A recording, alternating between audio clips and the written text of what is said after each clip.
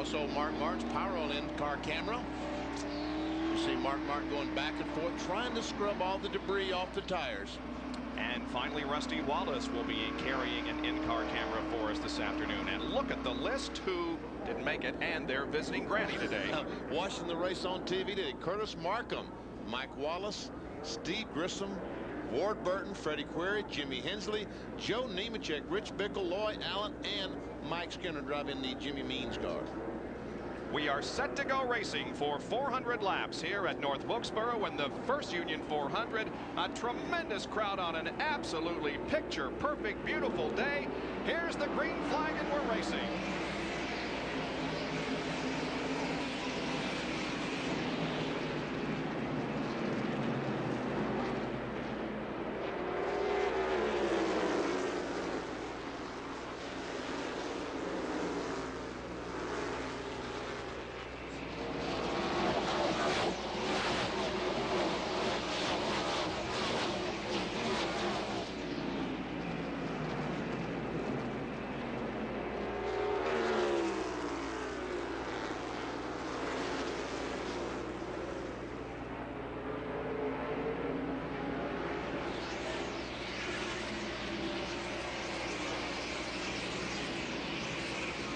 There's two old modified adversaries, competitors. I knew that word. Jimmy Spencer and Greg Sachs side by side. They've done this many times in the modifieds up in the Northeast. That's the battle for fifth position. And here's Sterling Marlin running alongside Ken Schrader behind Jeff Bodine. Schrader might get the best of that battle. He gets on the inside of Jeff Bodine going into turn 3. Normally the inside groove is the best place. Looks like it is right now, at least this early in the race. Oh, pretty good contact between Sterling Marlin and Jeff Bodine. And they're still banging a little bit. Marlin got the best of the battle. I'm not sure who came out the best as far as body damage is concerned, but they definitely had contact. And Ted Musgrave goes to second inside of Brett Bodine. He was up here a couple of weeks ago and tested the Family Channel car, Bob, and was extremely fast. Came here thinking he would sit on the pole. He missed it by just a little bit, but that car has been very, very fast here. Musgrave, Brett Bodine, Bill Elliott, Greg Sachs, and Jimmy Spencer run behind the leader, Ernie Irvan. And here's what happened a couple of laps ago between Marlin and Jeff. Watch they come off the corner. They touch tires, and both guys lucky to gain control. We see Dale Earnhardt running behind Mark Martin. Rusty Wallace is there, so is Michael Waltrip as we jump inside the Miller Genuine Draft Ford with Rusty.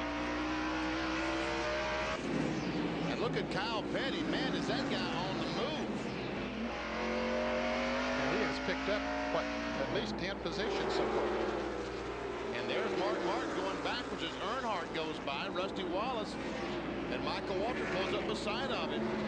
Earnhardt 15th, Rusty 16th, and then the battle for 17th between Martin and Michael Waltrip.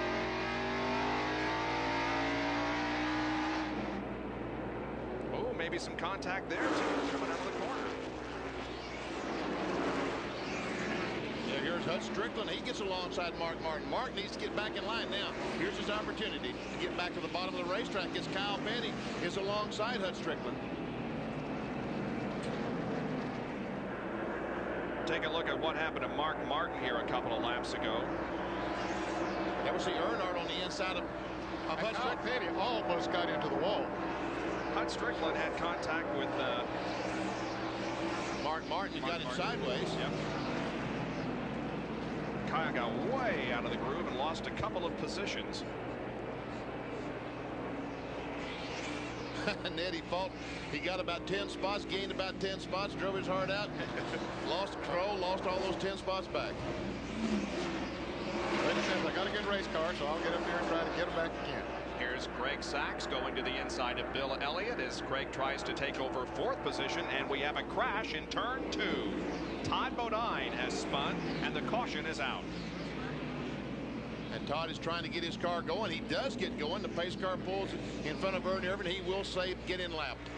So our first caution comes on lap number 12. It's Todd Bodine spinning in corner number 2 as Ernie Irvan leads the First Union 400.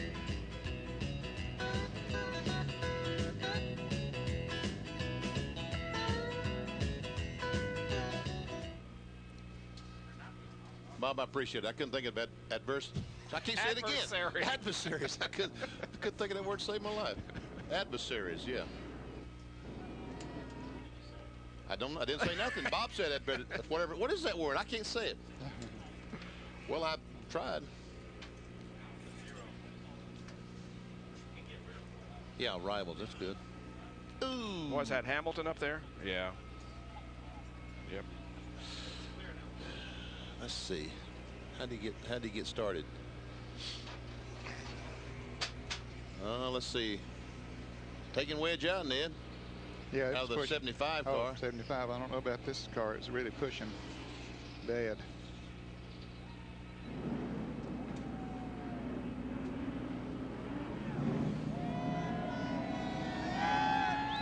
What's Todd doing sitting home?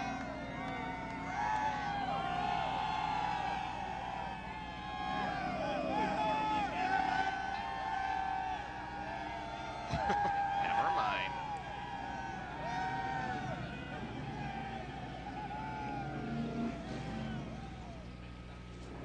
Okay.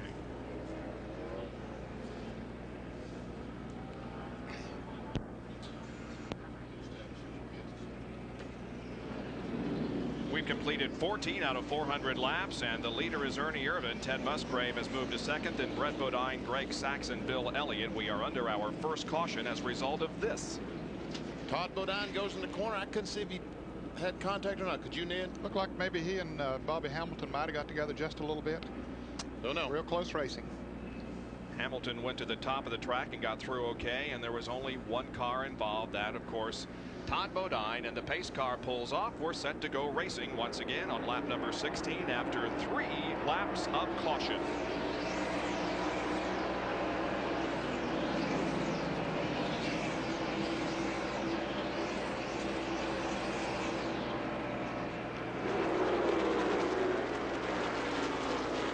Jimmy Spencer, the other Junior Johnson car, alongside Bill Elliott.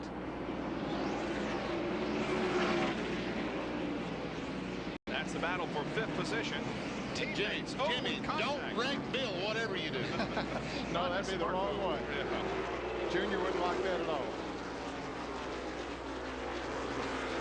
Tell you what, Elliott's running pretty good on the outside. Yeah, but he's going to lose. Ken Schrader sitting right there. He'll try to duck under there himself. Ken Schrader now comes up to try to make a battle with Bill Elliott. Spencer has got that position. He's now 5th. And Greg Sachs just took over that 3rd spot from Brett Bodine. You'll see Bodine's car just go out the frame. There he is. Greg Sachs on Hoosier tires. Made a visit out to the Indianapolis Motor Speedway on Thursday, I believe, of this week, and the number 77 car was on the speedway in some testing for the Brickyard 400 coming up in August. Greg wants the world to know that he's not just a super speedway driver. Most of his early day experience was racing in the modifieds, and it was on short tracks.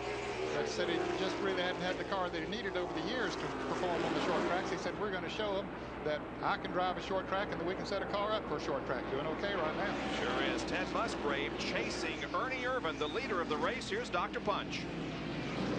Well, we mentioned last week that Ernie Irvan had an engine problem at Bristol. A timing chain broke. A lot of concern in the team this morning about the engine here at Wilkesboro. You turned about 8,800 RPMs for a lap. So at 3 o'clock this morning, engine builder Doug Yates went to their race shop, put the cam in the motor, and turned the dyno on, turned it up to 8,800 RPM to try to get some sort of an omen as to what they might expect today.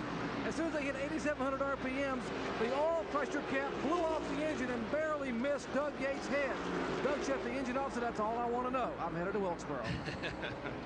That's dedication to the job, though, working into the wee hours of the morning. Here's our Fram Field summary showing you where the entire field is positioned a last lap ago.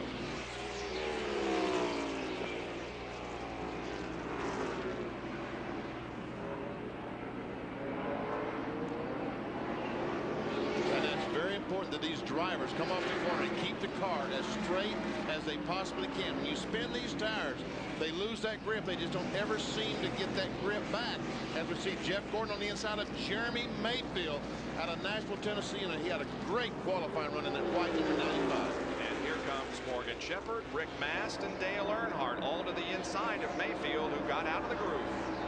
Michael Waltrip was out there, but he found himself to a place to get back inside. His car was running pretty good on the outside. And here's Jimmy Spencer now in the McDonald's Ford moving around Brett Bodine.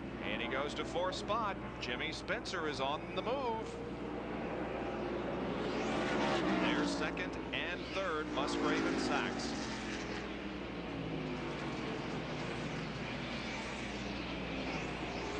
Tell you what, Greg Sachs is impressing me today, Ned. Yes, he is. Car running good. He's driving well. DK Ulrich was bragging to me earlier that he had 3 out of the top 6 qualifiers drove for him at one time. Both those guys drove for him, Musgrave and Sachs, and also Ernie Irvan. You can see Jeremy Mayfield is back in the clutches of Mark Martin.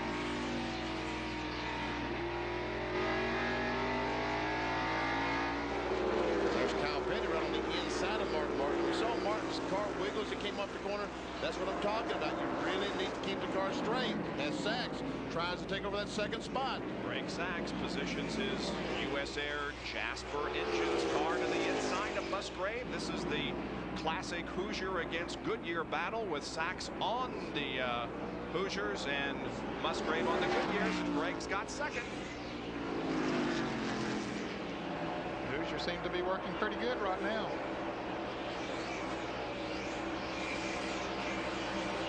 As we watch this, Michael Waltrip got by Dale Earnhardt. You know, remember Michael ran very well here last fall. Maybe he will get it back again. And look at Sachs stretch it out on Musgrave. Sure is. Those tires are working well. And with more on the tire situation, here again is Jerry Punch. Gentlemen, spoke with the Hoosier engineers this morning, Larry Talbert in particular. He said, hey, if we can get some long green flag runs, we should start to get very, very competitive around lap 30. Well, it's lap 30 this time by, and Greg Sachs is making a move on the Hoosier tire. Let's check in with John Kernan. Well, Jerry, under that first caution, you noticed that Dale Jarrett came in and did it. He wasn't involved. He took on right side tires. They also put a rubber in the right rear spring. Dale could not drive the race car, so they thought they needed to take advantage of that first caution and maybe get it to handle a little bit better, but I still think he's having problems with that car. Here is Ken Schrader moving to the inside of Bill Elliott, and Schrader moves up another spot. He's now to 7th.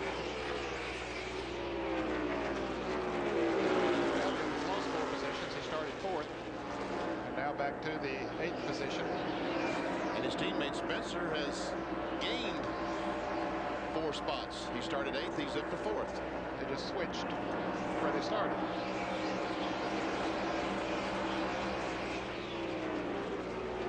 Jeff Gordon runs in 11th position at the moment. Right behind him is Morgan Shepherd and Rick Mast.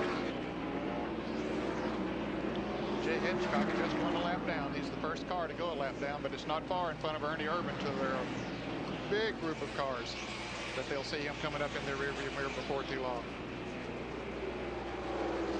Rusty Wallace begins to move up a little bit. He's up to 16th now, and also the 10-car Rudd up to 17th. Ricky Rudd has been making some steady progress up through the field. Started 25th. Rusty's up in that upper groove, and I guess he's going to hold on to this spot.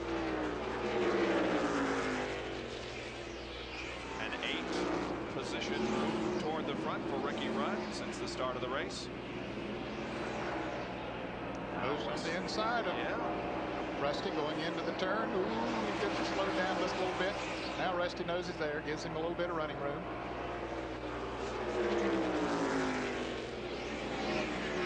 Good side-by-side battle. A lot of patience on Ricky Rudd's part to not just go in there and spin them both out. You know, Ricky Rudd moves into his new shop. When he moved in last week, he will work on this race car tomorrow in his own shop for the first time.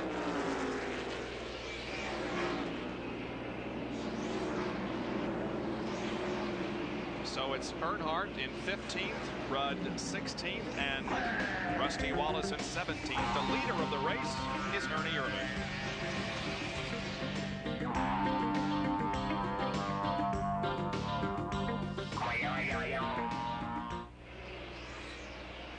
That was a good stat there, Lenny. I was going to use it as soon as we got back to Sachs. I like that one better than the one you got up there.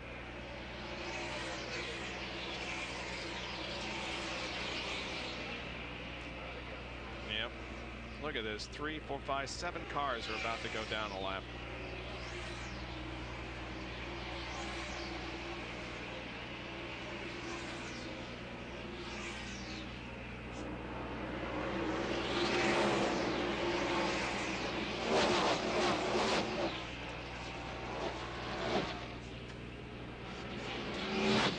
Thank you.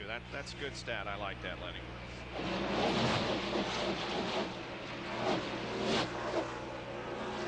22 slowed down right in front of Ernie. He was about to mess up.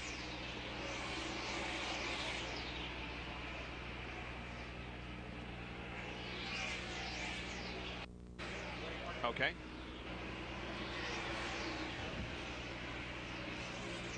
Oh, yeah. Yep.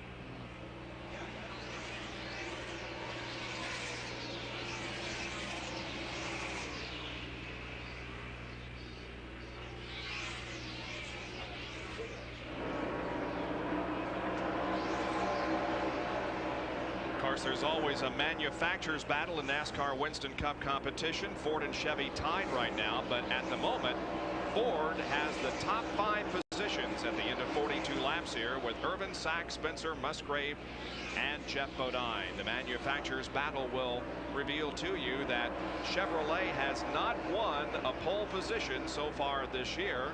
However, they have had 3 wins, and Ford has all 7 poles and an equal number of wins.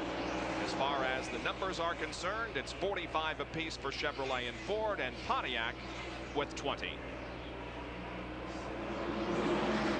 And Ernie Irvan is working on some heavy traffic. While we're on commercial break, he passed 6 or 7 cars, put them a lap down. There we see Jeff Burton, the last car to go a lap down. He's right behind Harry Gant. And Gant is 28th. So here goes the 28th guy in the serial going a lap down, and now Chuck Bound will be next. And Benny, he's doing that on the outside. They're moving down to the inside, giving him running room most of the time, and his car's working wherever he wants to run it, on the outside or the inside. I'm talking about Ernie Irvan as he comes up to lap these cars. There's Dahlin back in the STP Pontiac going a lap down, and Jeremy Mayfield, the great qualifying run, he now is a lap down after about 45 laps. And Chuck Bound, pole sitter last week at Bristol, in jeopardy of going a lap down, he and Dave Marcus. And with more on Jeremy Mayfield's story, here's John Kernan. When Jeremy Mayfield came to the track on Friday morning, just about all the veterans told him, Jeremy, you're going to have a lot of trouble here in North Wilkesboro. It's hard to get a handle on it. So with those thoughts in his mind, Jeremy went out for his very first practice lap and said, hey, this place is just like my home track in Nashville. You drive it the same way. He felt very comfortable, and he qualified very, very well, 11th. He said his plans for today were to try to stay out of trouble, get as many laps as he can, and he also had veteran crew chief Rick Red, who came up to help him today. But now he did go a lap down. Their plan, get experience to apply to the second race in the fall. And here's another battle with Terry Labonte in number 5 and Brett Bodine in number 26. And they're fighting for the 8th position. 7th position, Bob, that Brett losing a couple of positions there. Ricky Rudd still making his way towards the front. Up to 13.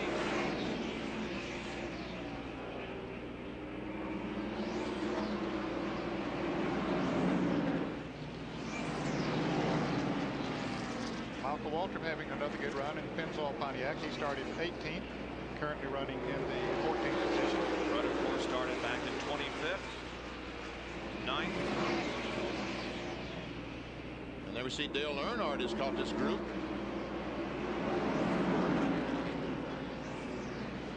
And Earnhardt goes in the corner a little higher. It seems to be running a little higher than most of these cars. Might be trying to work that top groove out. Kind of like the sprint cars running up in the loose stuff. Probably a spotter has told him, well, Ernie Irvan has caught these cars that are running pretty good back there and has been able to move up on the outside of them and putting a lap on them, although they're letting him do that. But at the same time, you know, he's running up there and getting traction, so they said, why don't you try it up there a little bit? Inside of Rusty Wallace's car, riding along with Rusty. Ernie Irvan has lapped 13 cars so far. Again, Earnhardt working that upper groove in the corners. He'll follow that path through the first and second turns here, trying to pass Michael Waltrip. Tell you what, he made a good move through that corner. Yes, he did. That's working for him right now. Now he's running up on some very, very heavy traffic. He might have to go 3 wide here in a minute. He might not want to do that.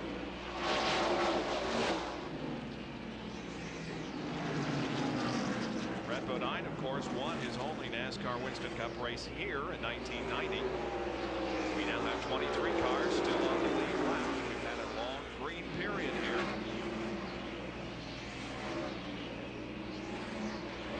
There we see alongside Brett Bodine.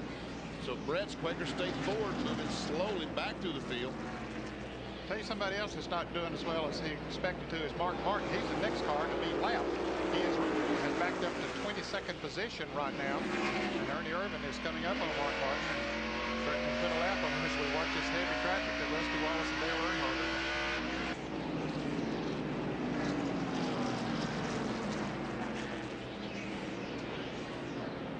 See Rusty on the very bottom of the racetrack, the third line normally. But Earnhardt up on top of the racetrack trying to find some grip, evidently. Whoa! Almost lost her that time, loses a spot. He got out of the zone where the grip was that You time. better believe he did, big time.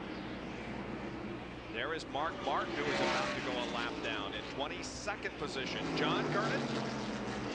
Bob, as you can see, the back end wiggled as Mark came off of turn 4 right now as Ernie Irvan trying to put him down a lap. Mark's car has been very, very loose. In fact, from about the 5th lap in, the car has gotten just looser and looser. So they are hoping for a caution period soon so they can come in and make an adjustment. Looks like several cars are hoping for that caution period very soon as we keep an eye on the leader in the upper right box and the battle for position between Rusty Wallace and Dale Earnhardt. And look at Bobby Hamilton. The Kendall Pontiac moves up right behind Rusty Wallace. Narrowly escaped being involved in our first caution with Todd Bodine, but obviously that car is running well. He's to the inside of Rusty now. And Bill Elliott, as you can see in the upper right, is about to go a lap down, Jerry. Well, just the opposite problem for Bill Elliott that Mark Martin was having. Elliott's car is too tight. You heard Benny Parsons say at the beginning of the show, you got to be tight to be able to get hooked up coming off the corner. Well, Elliott's car is so tight that it has a push in the middle of the corner. He cannot get the car to turn. So he just goes one lap down as Ernie Irvan makes the pass. 17 car of Darrell Waltrip has been in for a pit stop as we continue to watch this battle among 5 cars for position. Bobby Hamilton moved by Earnhardt and Rusty Wallace. Here's Kyle Petty after he slipped, went back to about 30th. He's now moving forward in the 18th spot. We talked about Ricky Rudd a moment ago. He's moved into the top 10 now, just past Morgan Shepherd. Let's go to the pits and John Gurnon. Hey, John Irvin's a good friend of mine, as he is yours, Ned. I don't mind being mistaken for John Irvan. But Kyle Petty, you know, normally has been working the Saturday shows with us here on ESPN. Yesterday, we gave him the option because the car just wasn't running. So Kyle told me they were going to basically rebuild that car. In fact, this morning, Robin Pemberton said they changed everything on that race car except the driver's seat and the decals, and it looks like they've got it figured out. Oh, and Ernie Irvan almost crashed down in turn 1. He and Lake Speed got together in turn 1 and almost crashed. Ernie Irvan has only 7 top 5 finishes in his 50 career short track starts. Here is the replay, what Benny was talking about. He goes down in the corner. He's alongside Lake Speed, and Lake comes down, and they make contact. I sure hope he didn't knock his toe-in out on Ernie's car. Here's Bill Elliott, who has come in for a pit stop. Rusty Wallace coming into the pits as well. As Elliott goes out, Rusty Wallace coming in. Miller Genuine toward turn number 1. All the pits here at North Wilkesboro are on the front stretch. No backstretch pits. Rusty arrives and the crew goes to work, while the 78 car of Jay Hedgecock goes behind the wall. Work finished on the right side of the car. Now the pit crew goes to work changing left side tires. The clock ticking off. Oh, an excellent pit stop in 17 seconds for Wallace, and he's back underway. I'll say it was a great pit stop. There's been a race going on for second, Bob. Greg Sacks, we saw him make that great run up towards the front. Well, several cars have passed him now, and Ken Schrader has moved into second. Jimmy Spencer has moved into third, and this is Rick Mast, who is running in the 11th position right now behind Ricky Rudd, who is in 10th. They've caught Jeff Gordon up there. You see the car number 24 there, Sterling Marlin, and Ted Musgrave, who was up there in second a good while ago. So the chassis on the cars are beginning to tell now as those tires really get hot. But Greg Sacks has really been losing positions here. And Mark Martin coming into the pits right now in the Valvoline Ford. Mark has already gone a lap down. Coming in for the stop.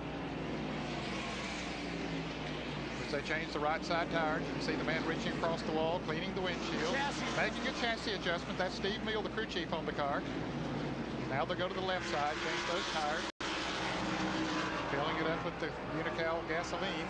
Much slower pit stop than Rusty turned in. It's a 20.4 for Mark. And there was Jeff Burton we saw coming in pits up on the upper end of the pits. Boy, just a whole gaggle of cars here with Marcus and Hamilton and Labonte and Michael Waltrip, Jeff Gordon, Morgan Shepherd. Now these cars are lapping Dave Marcus. And the 8 car of Jeff Burton is in for a pit stop. He's one of those drivers running the Hoosier tires. And had to take a provisional to get in, but he leads the rookie point standings. Jeremy Mayfield has been in. He goes. And Earnhardt's coming in the pits now. He was just put a lap down by the 28 car of Ernie Irvin. So he said, look, I'm not going to stay out here any longer. Down pit road he comes to Richard Childerson, the crew, for 4 fresh tires. And Jerry Punch is there. Earlier pit stops than expected. A lot of concern over some temperatures of the tire. That's what Rusty Wallace saw a minute ago.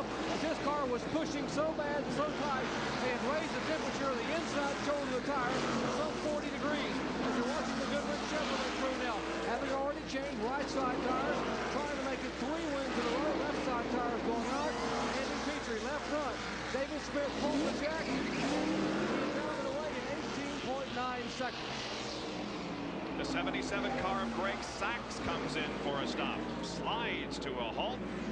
Yeah, they thought we were told that they thought they could go 140 laps. Well, it's not working out that way. It's gone about 74 laps. They changed the right side tires, go around to change the left side. Fill her up with gasoline. He's already past what Rusty Wallace was in. And here's Jeff Bodine.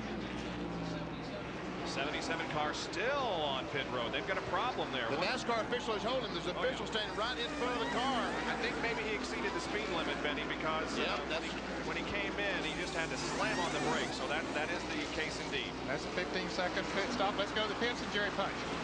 X-side battery crew already having changed right side tires for Jeff Bodine. Left side, whoa! Bodine, the car falls off the jack and begins to spin and trying to get the lug nuts on. A costly mistake. They had not got the jack beneath the car.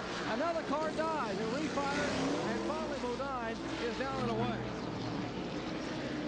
Jeff Bodine with problems in the pits. The 77 car is going to get another stop and go. Too fast leaving the pits. They held it for too fast going in the pits, and now he's got to come back in because he left the pits too fast.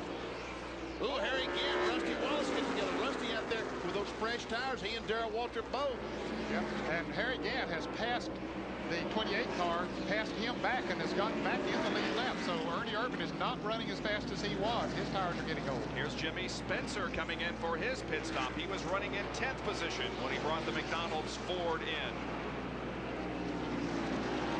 You can see a tire mark on the side of that car, right on the 27. Pit crew moving to the left side of the car, making a chassis adjustment on it. As we watch him leave the pits, here comes 77 back in the pits. Greg Sacks with just a stop and go. Brett Bodine coming in there, Ted Musgrave in the car number 16. Let's go back to the pits and Jerry. Pitting nose to tail right side tires. They're pitting right together toward turn 1. Right side tires already on the channel car down the left side. Likewise, the Collector State crew. Donnie Richardson and company. Left side, they make a major chassis adjustment in the right rear of the car number 26 as these cars now get ready to leave. And Ernie Irvin's crew said they have called Ernie in. Next time by, the Texaco Havoline Ford, our leader, will make an entry onto pit road. So we'll watch for that. Ernie Irvin off of corner 4. He's on pit road, as a matter of fact, as Kyle Petty is also in for his scheduled pit stop. And here's Jerry again in Ernie Irvin's pit. 35 miles per hour. Ernie stops it right on the marks they have made here in the concrete pits of North Wilkesboro. Right side tires going on. Left side lug nuts already come off. Crew cam being worn by Joey Knuckles. Left front tire now being pulled off by Knuckles. Jeff Clark, the jack man, ready to pull that jack, and he twists the jack, pulls it. 18.4 seconds. He is down and away. Good stop for Ernie. Terry Labonte is in the pits. Michael Waltrip coming in, several coming in for pit stops as Ernie Irvin goes back out and picks up the speed. There's Morgan Shepherd. His work has been completed on his Citgo Ford. Jeff Gordon, he was in 7th position when he came in for his pit stop. There you can see Michael Waltrip also pitted at the top of your screen in the Pennzoil Pontiac. That should give the lead to Ken Schrader.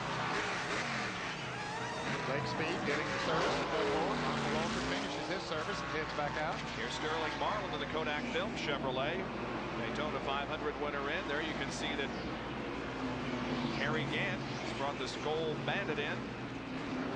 Some frantic work on pit road here as everybody is in bad need of new tires. Jeff Gordon pulling out. Ken Schrader is now headed down pit road along with Dick Trickle. Trickle was in just a moment ago. He's back in the pits, and let's go to the pits and Jerry Punch. Our leader, Kenny Schrader, fresh from that runner-up finish at Bristol a week ago, brings the Kodak Chevrolet down. And Ken Allen and the rest of the crew, lots of rubber built up in the front grill already on Ken Schrader's car. They cleaned the windshield, have already changed right side tires, get it full of fuel.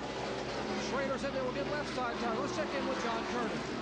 Jared Rickmaster's been running second behind Schrader, is in for a 4-tire change, a minor chassis adjustment. The car had just gotten a little bit loose as Ken Schrader heads out back onto the racetrack. Left side lug nuts going on, jack is up. Rickmaster guns the engine and heads down pit road. Dave Marcus is in, and the lead, I believe, has gone to Bobby Hamilton. But he should be coming in soon, right now, Bob. Right now, yep. Off the pit road. Or off the racetrack onto pit road, I should say. Jeff Hammond and the crew going to work on that car. Right front's off. Back on. Jackman watching. As soon as they tighten the lug nut, yes, down he goes. And around to the left side. See Dale Jarrett leaving the pits. Stopped and made his pit stop. Cleaning the grill, getting all the rubber debris off the grill. Car is down, away he goes. So everybody has made a pit stop now, and that gives the lead back to Ernie Irvin, who had it before we began the pit stops. Ernie Irvin back in control of the First Union 400 as 88 out of 400 laps have been completed at North Wilkesboro Speedway in North Carolina.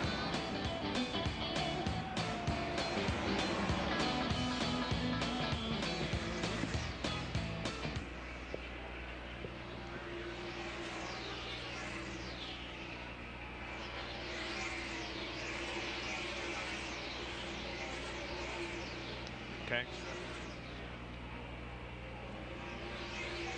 Okay. Okay. They go long. That means it lasted a long time, right?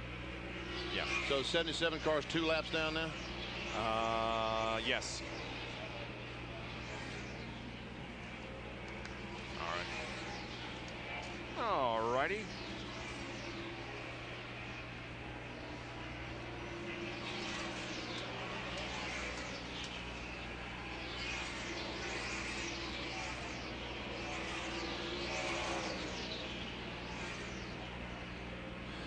It's unbelievable. Rusty Wallace is running second.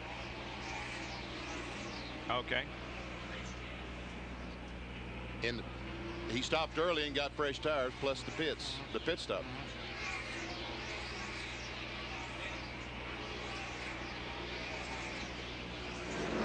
Well Welcome back to ESPN's live coverage of the First Union 400 NASCAR Winston Cup race from North Wilkesboro, North Carolina. And Darrell Waltrip has a flat as we salute the Family Channel blimp as it gives us the excellent overhead pictures from North Wilkesboro. Darrell Waltrip. The right rear tire is flat on the car, and I just hope the thing doesn't spin out trying to get in the pits or someone run over him. Thank goodness he got on pit road with that tire. Look at that baby. Oh my.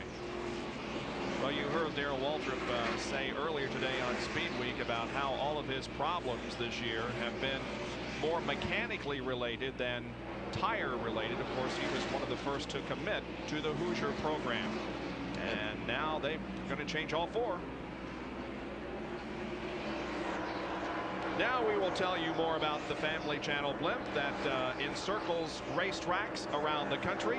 Family Channel blimp ending in giving aerial encouragement to their car, which is driven by Ted Musgrave and is currently in 10th position. As a matter of fact, let's review for you how they are running at this point with almost a fourth of the race completed. The lead is held by Ernie Irvan. Rusty Wallace, with whom we are riding, is currently in second position. Jimmy Spencer is third, then Ken Schrader and Dale Earnhardt 6 through 10. At this point, Rudd, Martin, Jeff Woodine, Bill Elliott, and Ted Musgrave.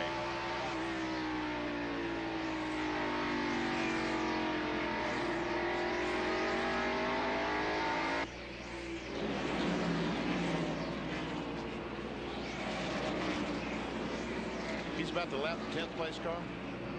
Wow. Yep. Labonte's already a lap down. No. Not quite. He's moved up. That's okay. Yeah. They got it swapped on the monitor. Okay.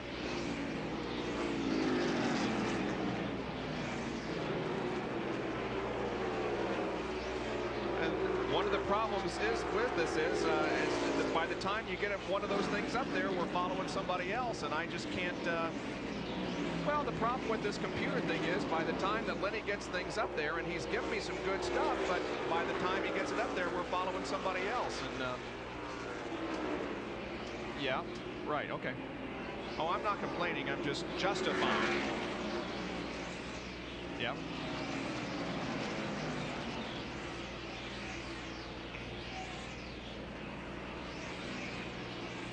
I think we need to somehow explain how the 2 and 3 are in the top 10.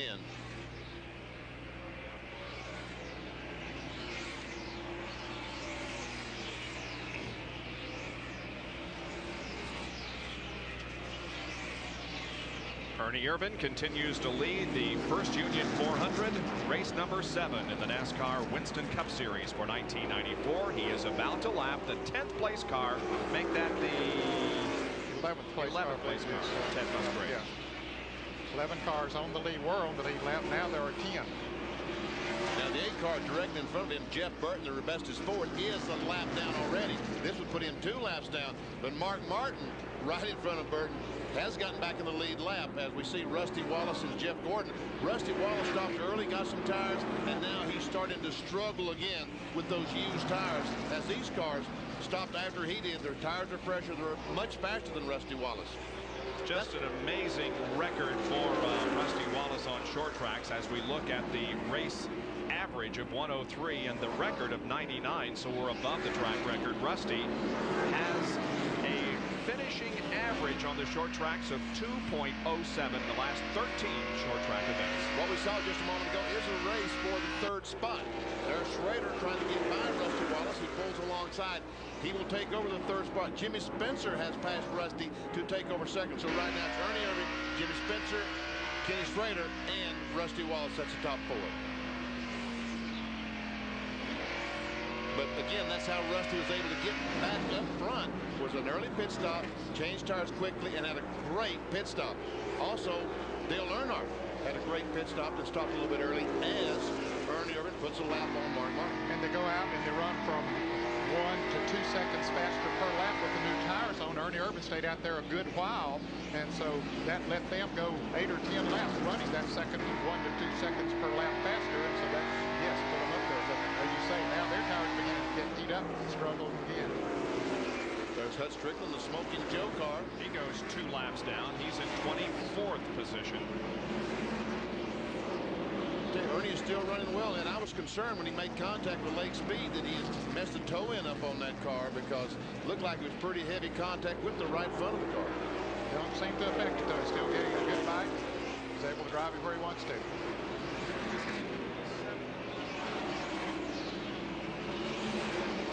And not too far in front of him. Well, there we go over to our second place car of Jimmy Spencer, the McDonald's Ford. So Ernie has a half a lap lead on Spencer. More than that.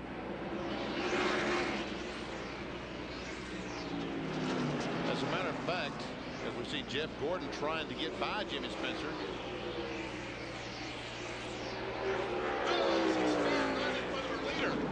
Right in front of our leader has been Jeff Bodine. Bodine's car is up against the wall in turn number 2. And Jeff was running in 7th position when that happened, and he was right in front of the leaders, I believe. Yes, he was. As a matter of fact, Ernie Irvan was in heavy traffic. And someone made contact with Jeff Bodine. I'm not sure exactly. Someone caught him in the left rear, and around he went. Let's watch. It's Dick Trickle that made the contact. Goes in the corner. Jeff Bodine comes down, and we see the contact, and around goes Jeff, and there's our leader right behind him. Mark Martin had just been lapped. He tried his best to beat Ernie Irvan back to the line, but couldn't do it. Now Ernie Irvan will come down pit road once again, get some new tires. Our second caution period of the day. We'll throw it down to Jerry for the pit stops. And Ernie very deliberately at 35 miles per hour comes down pit road. The crew wants to look at the right front fender once again, where he came into contact earlier with Lake Speed. Joey Knuckles had to actually pull the fender out from a previous pit stop under green. Fender looks to be okay. They changed right side tires. Left side lug nuts coming off. Back upstairs. Now we have 3 to follow for you. Here comes Spencer and Wallace, both in addition to Irvan. And they stop almost together. We see Ernie Irvan has already left, and the 27 and the 2 are just getting started. 18-second pit stop for Ernie Irvan. Right sides are down on the 27 car. Oh, they're holding him. No, he had to wait until the traffic went by. He got out so quick that the line of traffic had not gotten by yet. Well, a good stop for Rusty. 17.8 and 22 for Spencer. So Rusty's team did the best job in terms of time on pit road. We'll see how it shakes out in track position. Probably going to put him in second spot. We are under caution for the second time because of a spin in turn number 2 involving Jeff Bodine.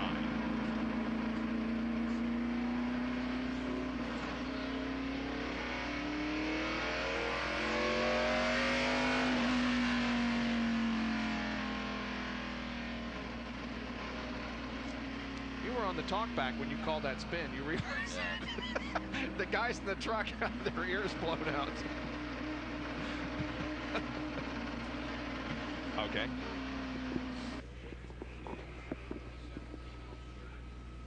Hey, Ned.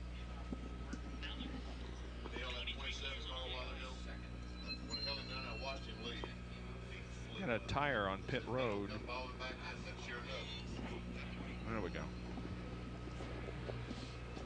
No, there are only 7 cars on the lead lap. Yeah.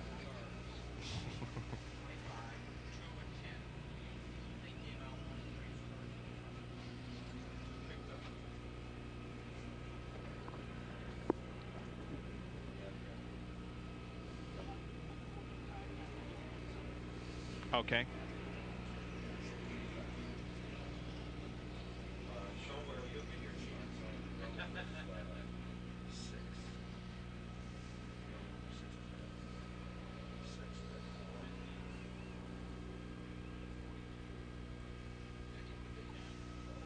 Technical advances in Winston Cup racing. They don't get to rest anymore. You know, used to you had a problem like that, you give them the pits and rested a while. Now you got to go back to work. All right, our pit stop summary shows that Irvan was in first and out first. Spencer lost a position.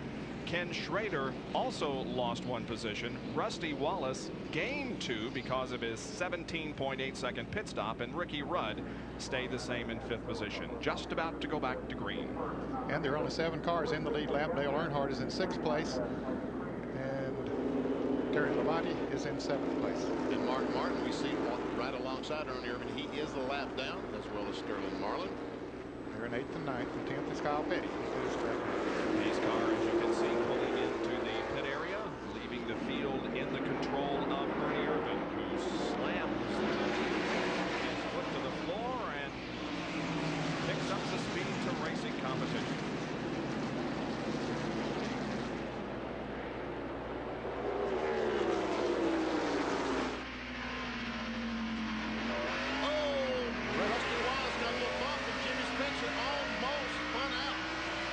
He did. He did a good job of holding on. You watched him sawing the wheel and trying to keep control of that car. I was about to say, this is the time when things get a little bit hairy out there. On the restarts, they're running side by side. Drivers that are lap down trying to get back in the lead lap. There's Spencer and Schrader and Ricky Rudd. They're all on the lead lap. And here's the replay of the bump that Rusty got. Rusty on the outside of Mark Martin, and Jimmy Spencer goes up, just touches him in the back. And I tell you what, Jimmy could have really made a mess if he'd have drove up beside of Rusty, then made it 3 wide. He decided to back off wisely.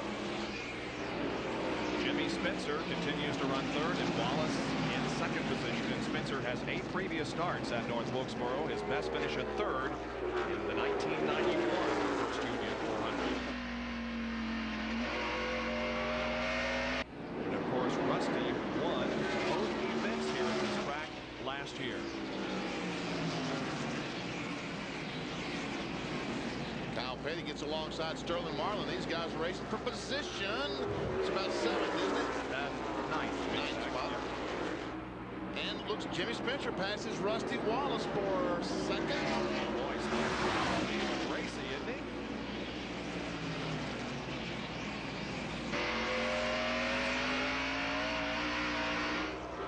See, Rusty's still sawing that wheel. Yeah, he is.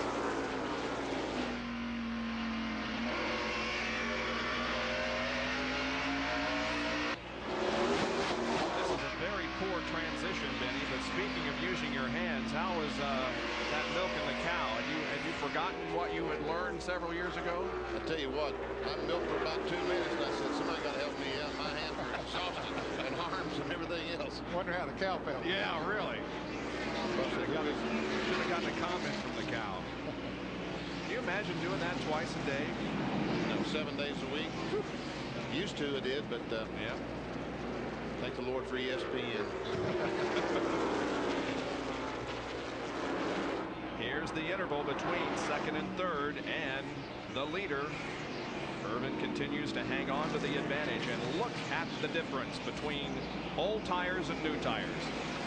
I'm pretty impressed with that old tire speed, Ned. 3.5 seconds. Used to about 22 seconds. Yeah, but those tires were not that old. Hadn't been that long since he'd been in the pits. Had he run another 30 or 40 laps, I think we'd have seen him up over 21 seconds.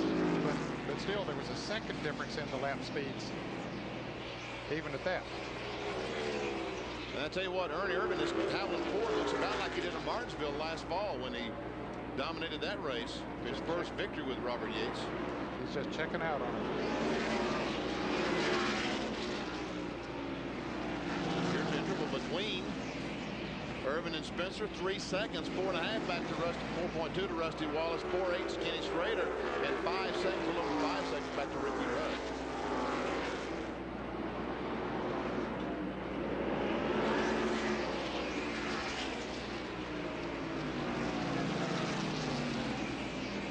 Spencer had an awfully good run here a couple of years ago in a car with Travis Carter, and he likes this racetrack. Of course, Junior Johnson has the most wins of any car owner here, and this is the battle for third position between Rusty and Kenny.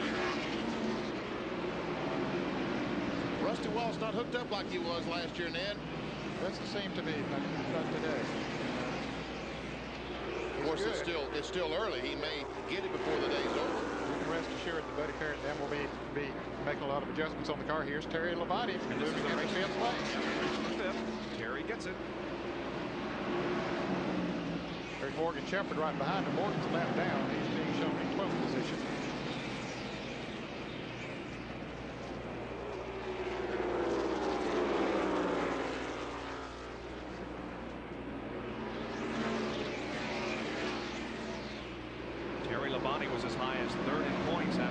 rate has dropped to a low of 12th in the points over the last 5 races. There is the leader of the event, who is second in NASCAR Winston Cup points, but has led all but about 3 laps here this afternoon. The top 10 at 131 laps: Ernie Irvan, Jimmy Spencer, Rusty Wallace, Ken Schrader, and Terry Labonte.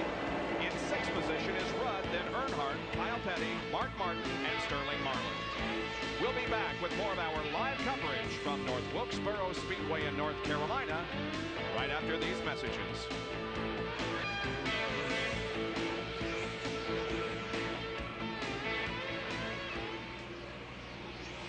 Yep.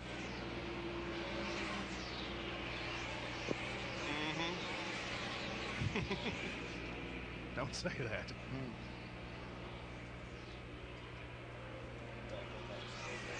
Earnhardt struggling.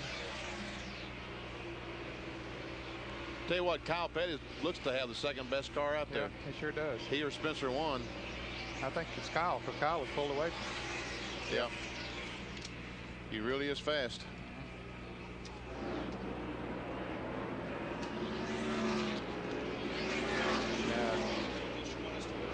Okay.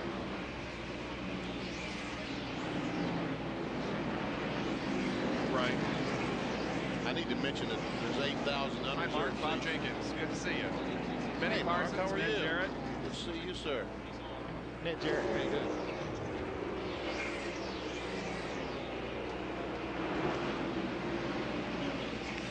You hear him, Mark? You hear the producer? Wait a minute. Let me give him the box. No, he's not hearing anything. Turn these knobs so you hear something. Hear something now? Talk to him, Neil. Test 1, 2, 3. You hear anything now? Nope, apparently not. What a mess up here. What a mess. I don't understand why that doesn't work. He's not hearing you, Neil. Do you hear? Is the volume being increased as you? Okay. Okay. Oh, okay. All right. The guy's got to come in and change it back over. We'll be all right in a minute.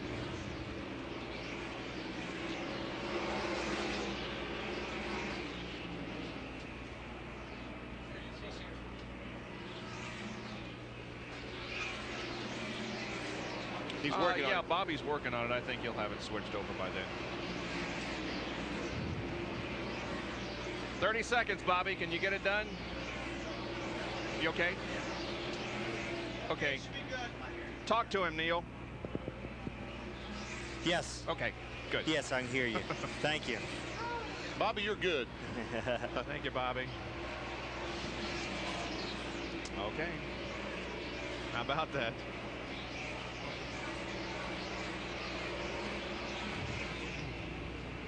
Okay.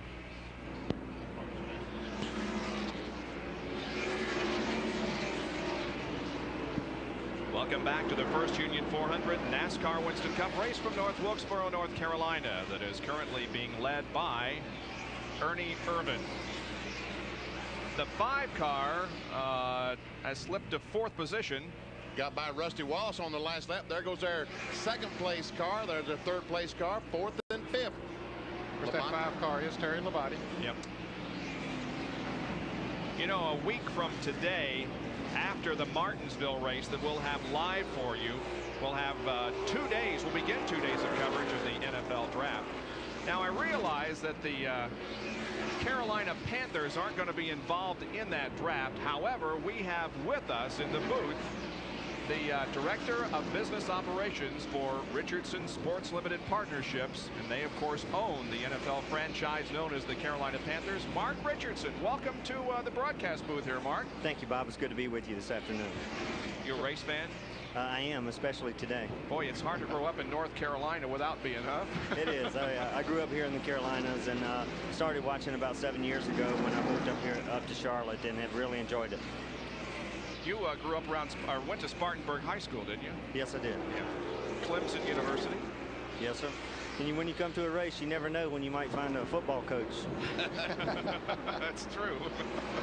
Well, we see Dale Earnhardt, the Goodwrench Chevrolet, is struggling a little bit right now, Ned. Yes, he is. The car seems to have gone away a little bit. Here's Ernie Irvan starting to lap cars again. So Earnhardt is a lap down now. Well, okay, we got to ask you, Mark. There's the Joe Gibbs-owned Interstate Battery Chevy driven by Dale Jarrett. Does Joe have a future with the Carolina Panthers? Well, I think that's up to Coach Gibbs to decide. Of course, we had an interest in him. Anybody who's looking for an NFL head coach would have an interest in Joe Gibbs. But his decision earlier was he doesn't want to get into coaching. He's enjoying NASCAR, and he wants to concentrate his efforts there. So I think really the ball's in his court if he wants to get back into the NFL. Well, aren't you going to be at Martinsville next week? 2 weeks in a row you go to the races? No, I'm not going to be there in 2 weeks, but I will be watching the NFL draft on ESPN next there week. You go. I am sure there was a lot more work than meets the eye to establishing, first of all, getting the franchise, and then all of the work that goes into putting a team together before they actually get on the field.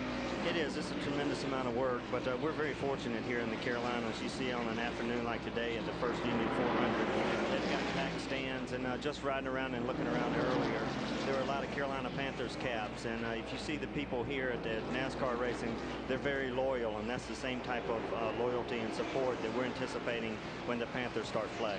Recognize that guy? I sure do. It looked better with the cap on. This says Carolina Panthers. Right. I tell you, Mark, it has surprised me traveling all over the country, and you see those Panther caps and shirts and things like that. You folks are doing a good job in that, getting the word out and marketing.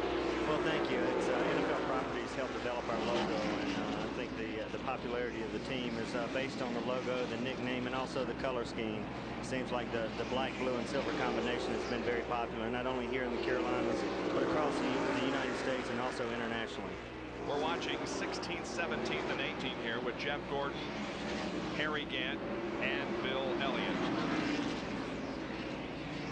Elliott has been falling back. He started in 4th position on lap 86. He was back to 10th, then 15th, moved up to 12th, and then has fallen back to his current standing of 17th. So the problems for Bill Elliott are rearing their ugly head again. Bob, I thought I heard us say when Dale Jarrett was lap there a moment ago, we might have said Dale Earnhardt. So for the fans, It was not Dale Earnhardt. He has not gone a lap down. He's not running as good as he was, but he's in 7th position, still on the lead lap. Yeah, as a matter of fact, he's, well, almost a half a lap from being lapped. So that was my mistake. Earnhardt is on the lead lap in 7th position. Here is a battle for 2nd position between Jimmy Spencer and Kenny Schrader. And Kenny looks like he's going to get 2nd. That 2nd place last week at Bristol went to Schrader's head, didn't it? Yeah, it did. He wants to do it again. Yeah. And improve one spot. He has been running good all year long. He really has. He currently stands 4th in the Winston Cup point standings. Hasn't had a victory in quite a while, but he's been knocking on the door. Spencer finally decided, look, let him by. Let's get in line because we're just losing ground running side by side like this.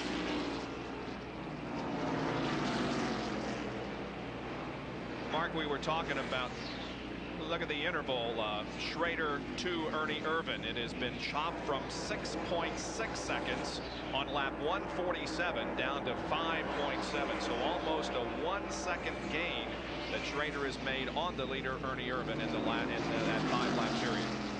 It seems the longer Schrader runs, the better his car. The track sort of comes to him. Others seems to go away. Now here is Earnhardt and Rusty Wallace. And Earnhardt alongside Rusty Wallace trying to take that position away. That's 6th position they're battling for. Ricky Rudd has gone by both of them. Yep, Rusty came out in 2nd place and now he's back to 7th place.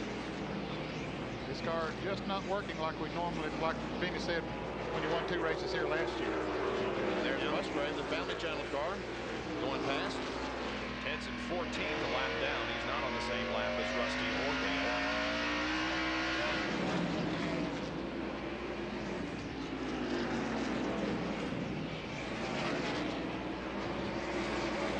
Look at the front fender on the 25. It's been hit. Jerry, what about that? Well, Bob, NASCAR has told both the teams, number 25 of Kenny Schrader and Ricky Rudd, who had the almost identical problem in the car number 10, the Tide Chevrolet Tide Ford, that the next pit stop they will have to bend those left front fenders back in. Otherwise, this close racing at Wilkesboro could possibly allow a cut tire, that fender being bent outward on the left front. So we'll watch for that to occur when Schrader comes in for his pit stop. And Dale Earnhardt went by Ricky Rudd. So Earnhardt now moved up to 5th spot. I said a moment ago he's running badly, but it seems like he's getting the handle back and going towards the front. There's the leader, Ernie Irvan. And John Kernan, what's the story with Ricky Rudd? Well, Vinny, he has radioed in and told Bill Engel that the car is not as good as it was, that the car continually is getting loose and harder to drive. Now, we would anticipate pit stops in about 25 to 30 laps. They would change 4 tires and also make a chassis adjustment to try to tighten the car up. You see Rudd come off the corner, and Musgrave just pulls alongside with ease. Yeah, Rudd's car is definitely not handling the way he would like for it to right now. He had made a move up towards the front, but maybe he punished those tires a little bit too much in doing so.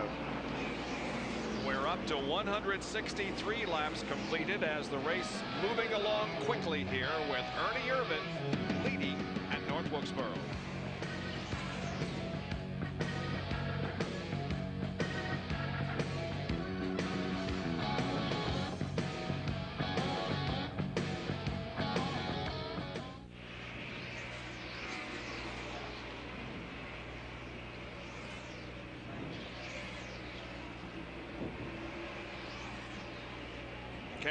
Okay. All right.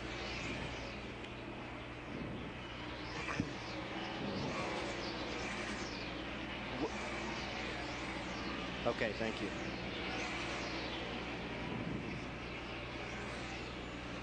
Is that Jeff Bodine passing Spencer?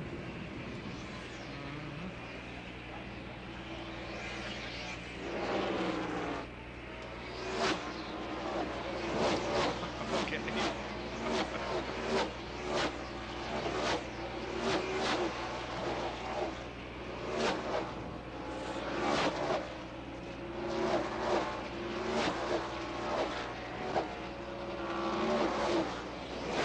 Spencer's struggling, boys, down the pits. Labonte's back and forth. So we got Hendrick cars running second and third, huh? Yep.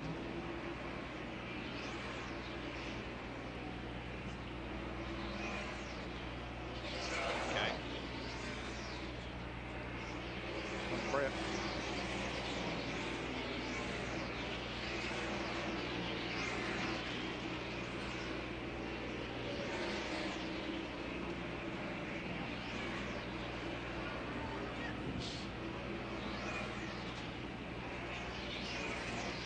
They are.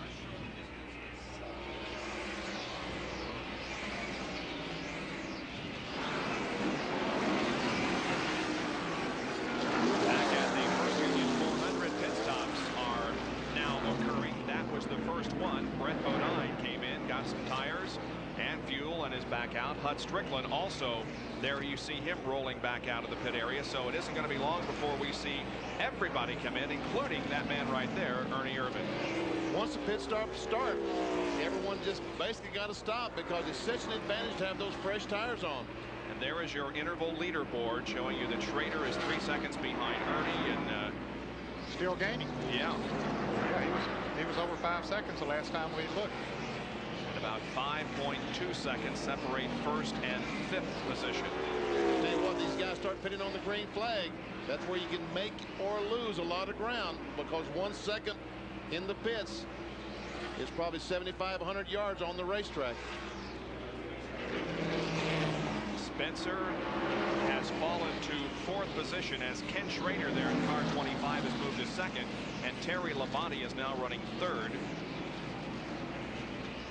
Mark Richardson, a partner in the Carolina Panthers NFL team, still with us up there in the booth. And you talked a little bit earlier about how there's a lot of Panther hats and other things occurring. And although there is a lot of work to sell tickets and so forth, simply getting an NFL franchise is quite a thing for the people of this area. Well, it is. It was a 7-year effort, and I think the reason we were selected is because of the outstanding fans we have in the Carolinas, and also the outstanding corporate support we've had. We've seen First Union support a race like this, and all the Carolina corporations came out and supported our effort as we were going for an NFL team. Earnhardt and Spencer Wallace are side by side. This is for position for the 4th spot, and looks like Earnhardt has it. And Rusty Wallace is coming down pit road. Rusty 7th. Comes in for the stop. Here's Jerry Punch to call Rusty's pit stop. And we should expect to see most of the other top lead cars come in the next handful of laps, especially Jimmy Spencer, who's been way back on lap 111. His tires have completely gone away. Right side tires already haven't gone on. Last year's winner of both events at North Wilkesboro Speedway, Rusty Wallace and Miller Genuine Draft. Major chassis adjustment left rear. Scott Barrett, 16.2 seconds. And folks, that's quick. Wow, that is unbelievable. Man, that gave you some spots on the racetrack. No kidding. Wow. I'm not sure that we've seen one that fast this year. I don't think so. I don't recall me either. Have we ever seen one that fast? 16.2. That was awesome. And the caution is out. Greg Sachs has hit the wall. Well, the caution is not out, is it? No, there's no yellow flag. It was up in corner 4, and he simply drove it down off the banking and into the pit area. Both side right tires are flat. Well, at least the right front is. He's made some pretty heavy contact with the wall. He finally stops. Boy, that would have been a terrible break for Rusty if that caution had come out, huh? Yes, it would have. They're not going to be able to get the jack under until they lift it up because the car is too low there on the right front with the flat tire. Boy, that cost a lot of extra time. And Jimmy Spencer in the McDonald's Ford coming into the pits, and Jerry Punch is there. And they were thinking about just changing 2 tires, but Spencer and the crew and Junior Johnson holds up 4 fingers. They will change all 4 tires. Mike Hill, the crew chief, right rear tire going on, getting it completely full of fuel. The Big M, McDonald's Ford Thunderbird, left side tire. Remember, 3 weeks ago, Spencer hit the wall here when the throttle stuck, broke his right shoulder. He has certainly not bothered him at all today. Left side tires going on, 1 round to wedge in, and he is away.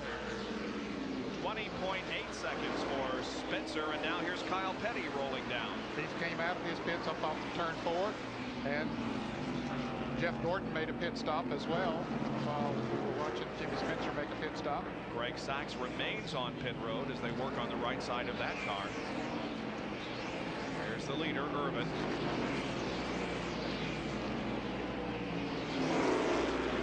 Here comes Mark Martin down pit road to make his scheduled pit stop. Comes to stop. Jeff Troxler throws the jack under the right side. Steve Neal go changing the right front. Troy Martin back on the right rear. Here comes Bill Elliott. Brings the Budweiser Ford in. Spin it all the way down towards turn 1. And they'll, like everybody else, change 4 tires as Mark Martin heads back out. Keeping it under the 35-mile-an-hour speed limit here is Harry Gant. Going back on the racetrack after making a pit stop. Harry Gant is sharing the pit today. Bobby Labonte is getting right side work on his car.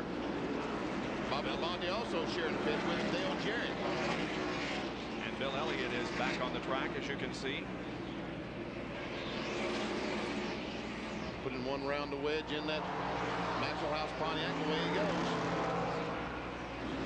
And you can see that Spencer has passed Ernie Irvan, an example of how much faster you are when you're on fresh tires. Now, he had gone 2 laps down when he made his pit stop, Spencer did, so now he is 1 lap down to Ernie Irvan. I expect we'll see Irvan coming in before too long, because those guys that he has been racing against, although they haven't been close to him, but they're out there running that fast. Here's Jeff Burton going by. He had a little new tire, so does Bobby Labonte. I think they'll bring him in before too long. We're on lap 186. 14 laps away from the halfway point. Jeremy Mayfield is leaving the pits and slowly backed off so the leader could go by as Sterling Marlin, the Kodak Film Chevrolet, makes a pit stop. And behind him, Lake Speed and Terry Labonte, who was running in the top 5. Labonte on the left of your screen, way up at the top. Ricky Rudd comes in, and here is Ernie Irvan making his way down pit road, the leader of the race, going by Labonte and coming to a rest in his pit stall. Dale Earnhardt coming down pit road as well as we watch from high above on Ernie Irvan. There we have see all 3 of them making pit stops. Ricky Rudd is out. Terry Labonte is out. That side work going on the Avalon Ford of Ernie Irvan. Labonte back on the track as Rudd makes his way down the pit road, and Ernie Irvan will fall in right behind Ricky. There you can see that Dale Earnhardt's crew working on the GM Goodwrench Chevrolet. About an 18.5-second pit stop for Irvan. And the work completed on Earnhardt's car, and he rolls away. Here's Ken Schrader, who took over the lead, but now comes in for his second scheduled pit stop.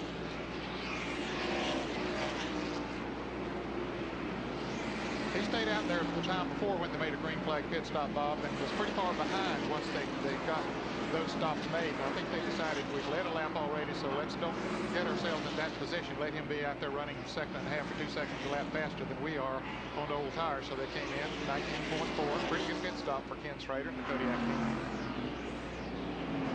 Now with everybody having pitted, the lead goes back again to Ernie Irvan. Morgan Shepherd had just been in the sit-go forward, had to come back in. Apparently they left the lug nut loose or something. He came back down pit road for the second time. That's going to cost Morgan. Here's Jeff Bodine coming in. Well, Jeff was being shown in second place after the other pit stops.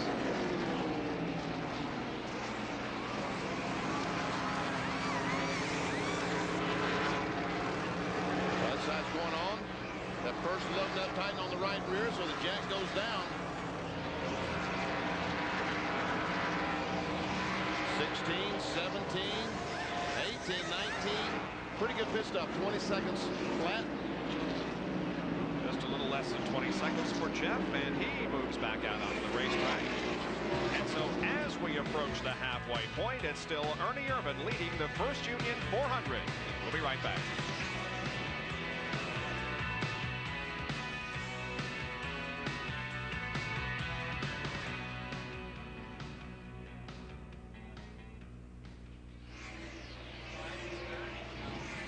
Okay.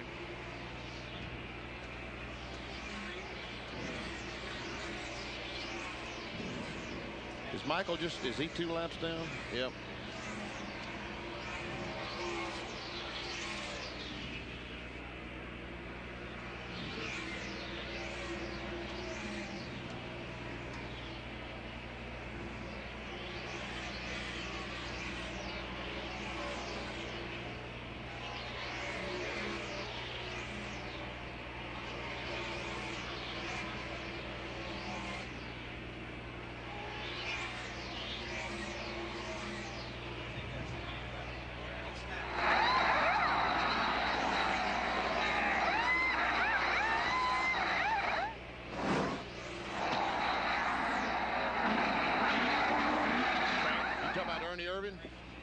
Did you say Ernie Irvan?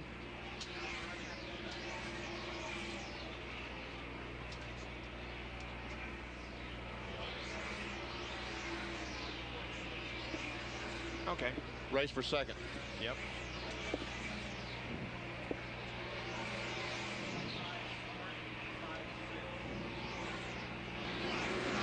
Ernie Irvan leads the First Union 400. Here's the battle for second spot. That is Jimmy Spencer in 27 and Rusty Wallace in 2.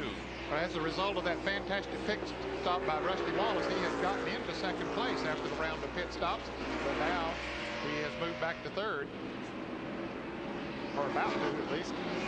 Spencer's trying to move him back to third spot. He finally does that. Of course, Rusty's tires are older. He was one of the first ones to stop. So he's been out there a little while on them. And I tell you what, I don't know that these guys are not gaining on our leader, Ernie Irvan. No, although Ernie Irvan is caught in some pretty heavy traffic right now. There he is as he's going by Darrell Waltrip, putting him a lap down. That's Dick Trickle right in front of Ernie. By the way, Dick Trickle, they carrying the Meineke muffler sponsorship off the Joe Nemechek car. Well, the most recent round of pit stops saw Rusty Wallace having just an absolutely fantastic tire change, and not a bad one for Ernie Irvan either, as his Texaco Havoline crew did a great job getting him in and out of the pits with 4 tires and fuel. Let's watch as Joey Knuckles wears the crew cam. Lug nuts are loose.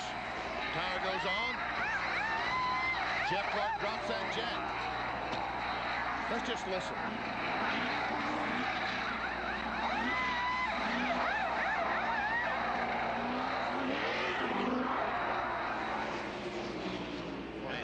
way a pit stop is done. You talking about a frantic Friday and what kind of Saturday? A Saturday scramble. Or what kind of Sunday would you call it? Man, madhouse down there. Dick Trickle moves over. Irvin goes by. With fresh tires on, here's how much you increase your speed from 104 before the tire change to above 113 with the fresh set. Now that's a truer reading than we saw a little bit ago, because he had run the full stop on the tires this time, and the other time he had only run 30 or 40 laps. There's 2, 3, and 4. Spencer in second, Rusty Wallace in third, and Kenny Schrader has moved up right on the back bumper of Rusty Wallace. Schrader has the freshest tires of that threesome. He stopped a little bit later than they did. Jerry Punch is with Greg Sachs down on pit road. Actually, Bobby's back in the garage, Jerry. After qualifying 6, they had a great run going, Greg. It was going awfully well, and you had a problem. What happened? Well, I'll tell you, Jerry, it's a real shame. The USAR Jasper and Ford Thunderbird was really strong today. You know, we got caught in the beginning there, speeding on pit road, and that cost us a lap, but the car was real strong. We were coming back well, and apparently cut down the right front tire going into turn 3, and the car just went straight up into the wall. How bad's it hurt? It's hurt pretty bad. They got to put a new truck arm on the right rear and do some repairs to the right front suspension. But we'll do our best to get the USAR Jasper and Ford Thunderbird back on the track and get the most points we can. Tony Furr and the crew beneath the car here in the garage here are trying to replace those trailing arms, and they're trying to get the car 77 back on the speedway. All right, thank you very much, Jerry. Rusty Wallace slides backwards. He's gone from second to fourth here in just a few laps. So those seconds that he gained in the pits are being lost on the racetrack. And here now is a battle shaping up for second as Schrader begins to challenge Spencer. I'm telling you, Schrader is running. Spencer spins and backs her in the wall. Jimmy Spencer's quest for his first win, and he was running as well as anybody out there, with the possible exception of Ernie Irvan, may have come to an end here as he has contact with Ken Schrader. He at least goes a lap down. There we see the leader come by, and I think the 8 beat him back, but I'm not sure the 16 made that lap up. We'd like to thank Mark Richardson for stopping up and spending a few minutes with us here in the booth. And Mark, a lot of good luck with the Carolina Panthers. Just not a whole lot of luck against the Indianapolis Colts, where I hail from. Well, you got to be careful when you say that down here. Stop those Colts, Mark. Attaboy. Anyway, thanks for joining us. Good luck to you. Thank you. It's been nice being with you today. All right. Mark Richardson, partner in the Carolina Panthers, the 29th, I should say, NFL franchise. Let's go to Jerry Punch. And we should be seeing pit stops as Ernie Irvan leads the parade down pit road. He is the first car to come down at 35 miles an hour. One car spins, and apparently Jimmy Spencer retaliated a little bit with Kenny Schrader as Schrader's car gets spun sideways. Spencer brings the mangled McDonald's Ford down pit road. I'm sure NASCAR will take a long, stiff, hard look at that as the car number 28 now getting left side tires. Here is Kenny Schrader finally getting to his pits as they, I'm not sure whether that's steam on Schrader's windshield or possibly just water they sprayed there to treat it. And now Ernie Irvan is down and away, and Ricky Rudd is also in the pits, as is the car number 25 of Kenny Schrader. There we see the 2 cars moving. Ricky Rudd is starting to move, but the cars in front of him on down pit road already moving as Schrader, Labonte, and Kyle Petty all go back on the racetrack. Well, that was quite a few minutes there, wasn't it? Man, I'm telling you. Now we have a very busy pit road as those who were a lap down come on to pit road for their service. And here is the replay. Well, it's one of those situations, going in the corner, and Spencer thought the racetrack was his. Schrader thought the racetrack was his. They made contact, and around goes Spencer, and luckily no one else hit him. And from another angle, Schrader gets the nose up there going into the turn, and Jimmy comes down as he normally would going into that turn. Schrader hits the curbing on the inside with his left wheels, threw him right on over into Spencer. And then here's what happened as they were slowed down and Kenny was about to make a pit stop.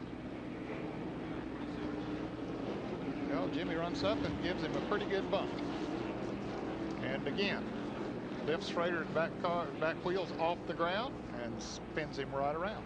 Well, of course, you think of the possibility, at least, not saying that it's going to happen, but the possibility of a penalty box situation occurring, and I guess that is indeed what is occurring as the NASCAR officials are standing in front of McDonald's Ford and holding him for his retaliation to Kenny Schrader. That reminds us that the Stanley Cup playoffs are in action, and tomorrow night at 7:30 Eastern Time, you can enjoy the New York Islanders against the New York Rangers.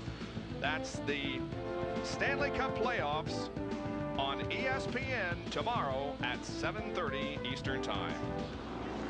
Now, Schrader came back in the pits, and they had the hood up, didn't they? I was watching all the replays, and I just saw him down the pits, and they looked like they were putting the hood pins back in. I don't know, and there's Spencer still sitting in the pits. Jimmy Spencer still on pit road, being held by the NASCAR officials. Short track racing at its best, friends, and we're just a little past the halfway mark. Stay with us for more of the First Union 400.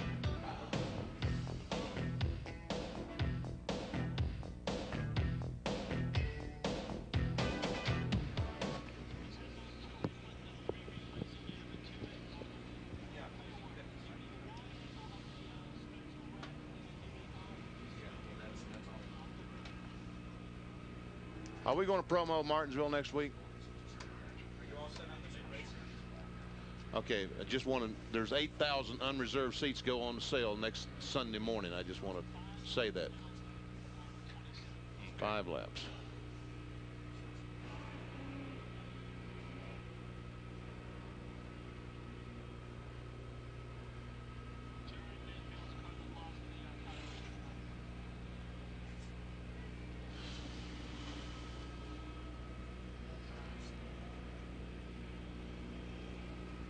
Darrell Derringer led them all in 1966.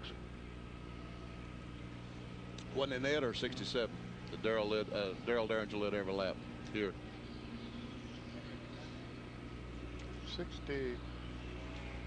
I'm not sure what year. 67. Now what are they doing? Trying to get it started, I think. Oh,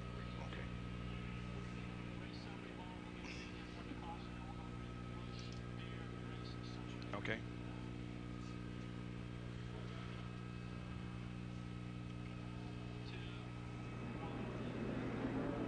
Welcome back to North Wilkesboro in the First Union 400 NASCAR Winston Cup race under caution. And here is our Busch Beer race summary. Ernie Irvan, look at this, has led 205 of the first 213 laps. 5 lead changes, 3 drivers.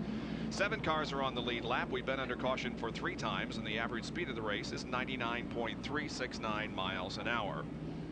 Those that have led a lap besides Irvan, just Kenny Schrader and Bobby Hamilton. And those that have dropped out of the race, only 1 driver officially out. That is Jay Hedgecock, although the 77 car remains on pit road with Greg Sacks. Here's Jerry Punch. Kenny Schrader making his 3rd stop on pit road during this caution period as we get the 1 to go signal from our flagman Green next time by. Apparently they have bent the tie rod in the right front. They had no time to fix it now. The tire is towed out just a little bit. That contact bending the right front tie rod in the Kodiak Chevrolet. Meanwhile, they held the 27 car 5 laps. Could not get the car refired. Now they push the car back up pit road and apparently will head toward the garage area. So both cars and drivers involved in that little incident were damaged in some way as the Family Channel blimp hovers high above the racetrack and right over the head of Doyle Ford. Here's a replay now of the Schrader and Spencer incident. Well, Schrader gets on the inside of Spencer going into turn 3, and right here's where he bent his tie rod when he jumped up on that curbing down on the inside. And they get together. Spencer spins into the wall, and then when they were headed down pit road, Jimmy came up to retaliate a little bit, runs into the back of Ken Schrader. You can see it bent the back bumper there just a little bit, hits him again, takes his wheels off the ground and spins him right around. 5-lap penalty for Jimmy Spencer. Here's the green flag. We go back to racing. It is Schrader now falling back to 7th position as Rusty Wallace is 2nd, followed by Labonte. Earnhardt is to 4th, and Kyle Petty up to 5th. Yeah, Kyle Petty got back in the lead lap during that exchange of green flag pit stop, which documented how well he had been running, and so he got back in the lead lap on those green flag pit stops.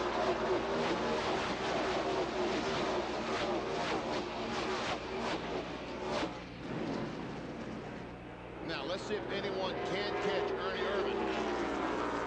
Haven't been able to all day. Maybe with these last tire changes, chassis adjustments, someone has hit on the combination to be able to compete with the Havoline Ford.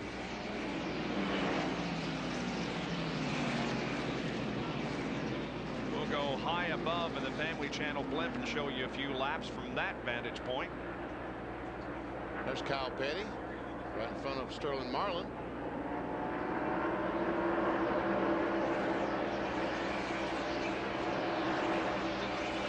Jerry punches with Jimmy Spencer. And they are trying to raise the car up to get the jack beneath the car. He sits inside the car. Jimmy, after a great run out there, you're in the garage. What actually happened? Well, Kenny Schrader just ran down in the corner and hit me, spun me out. I don't believe it was intentional. And then of all things, I got my car jammed in gear, and I couldn't get the thing out and slowed down quick enough. I hit him in the back end, bumped him. I didn't mean to spin him out, but that's one of the things, it's just racing, and I just hope he has a good finish, but I look at it as racing. What goes around comes around. Jimmy, what's wrong with the car now? You came down pit road and held you a little bit. What's wrong with the race car? Well, hell, he pushed the damn thing, the rear clips down on it. He pushed me down in the corner, and it's just a shame. The McDonald's team has not had any luck at all this year. We still ain't had any luck, and we just got to wait for Martinsville. And indeed, they will wait for Martinsville, but it looks like their day is probably over here in Wilkesboro. Kyle Petty goes by Earnhardt, takes over the 4th spot, puts Earnhardt back to 5. Kyle running well today. He is in 4th position, and his best finish of the year so far has been a 5th at Richmond. So he's on his best performance of the year at this point as we show you a Ram Field summary. 7 cars on the lead lap. Now race for 2nd place once again. Rick Hendrick had Kenny Schrader up racing for 2nd spot and running 2nd. And he's falling back, and he's got Terry Labonte up in the Kellogg's Cornflakes car battling for that 2nd spot. The last time the race was won from the pole, as Ernie Irvan is trying to do today, was Terry Labonte in '88. Here in North Wilkesboro. Sorry. What did I say? You said the last race won from the pole. Oh, yeah. Okay. Here in North Wilkesboro. In North Wilkesboro, correct. The last time that the race was won from the pole was last fall in Martinsville, right, by Ernie Irvan. Yep, he's the last one to get the Unocal medal. Which is the reason we have a $91,200 Unocal bonus available today. Kyle Petty started 28th. His highest position is his current position, 4th, and his lowest position is where he started. And he was 28, a lap down at one time. Yeah, so that's worse than when he started. Right. Really, I mean, because he's a lap Same down. position, but a lap down. Right. Here's John Kernan. Well, Bob, earlier I told you that Kyle and his crew had changed everything on the race car yesterday, both the seats and the decals. Well, today, Robin Pemberton says the only thing they've done, they've made one minor chassis adjustment. Every pit stop has just been for 4 tires, so when they rebuilt that car, they made the right guess. Their strategy, 2 more stops. They'll go to lap 280, make a stop if it stays green. That way they'll have 1 more stop to make at around lap 340 as Greg Sachs heads back out onto the racetrack. Bob? He was in the pits about 53 laps, and the Jasper Engines US Air Ford is back on the track. And as he said, he wants to get back out and maybe have a chance to gain some position. Somebody else would have to fall out for him to do it, but that would mean a few points if that does happen. Ernie Irvan leading in the Havoline Texaco Ford in the First Union 400. Here's the top 10 now. Ernie Irvan the leader. Rusty Wallace is running in 2nd spot. Terry Labonte 3rd, then Kyle Petty and Dale Earnhardt. In 6th position after 230 laps, it's Ricky Rudd, Ken Schrader, Sterling Marlin, Mark Martin, and Harry Gant. Stay with us for more of our live coverage from North Wilkesboro. We'll be right back after these messages with more.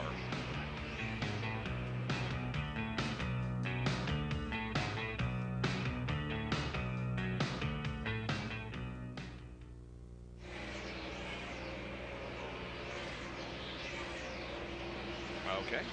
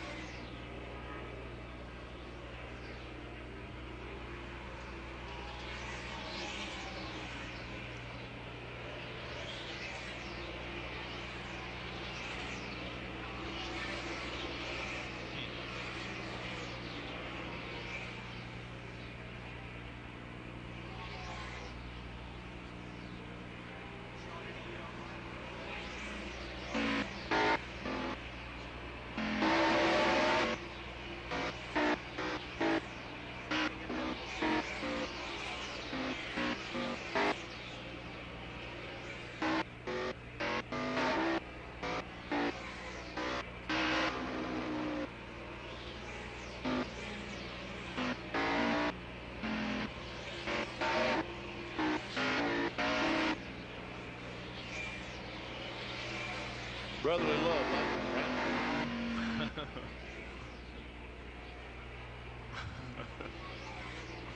I was talking about the 26 and 75 got together coming off 4.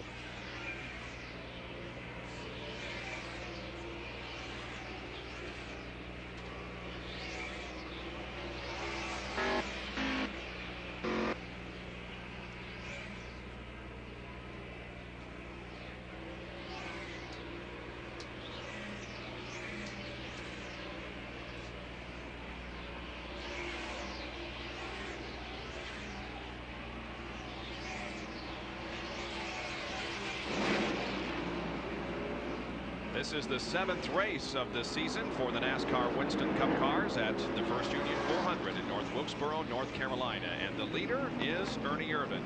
He has led 229 of the 237. Here is Mark Martin, who is in 9th position, a lap down. We'll move inside Mark's car. Take a lap or so with him as he goes around. We'll watch the telemetry and see what kind of RPMs, what kind of speed he's able to attain. 8,400 I saw. I'll watch the RPM. Somebody else got to watch the miles per hour. 129, I believe. 85 to 129. Down the back straightaway should be a little bit slower. Speed was the same. Yeah, 129. 85 again then. Huh. Very consistent. We'll go in Derek Cope's car in the finger hub Ford and see, as he's right behind the Adidas Factory Stores of America, Todd Bodine. 7,900, so not really near the RPMs. It could be a difference in gearing or speed on the racetrack. More than likely, Derek is running a little higher gear ratio, which did not turn the engine as many RPMs. Of course, he's not running quite as fast down the straightaway. We saw 126 there. Before we saw Mark 129.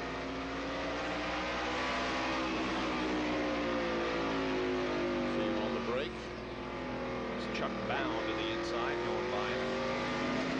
Uh-oh, John Andretti's in the wall. Turn 4 between 3 and 4. Andretti was running 30th.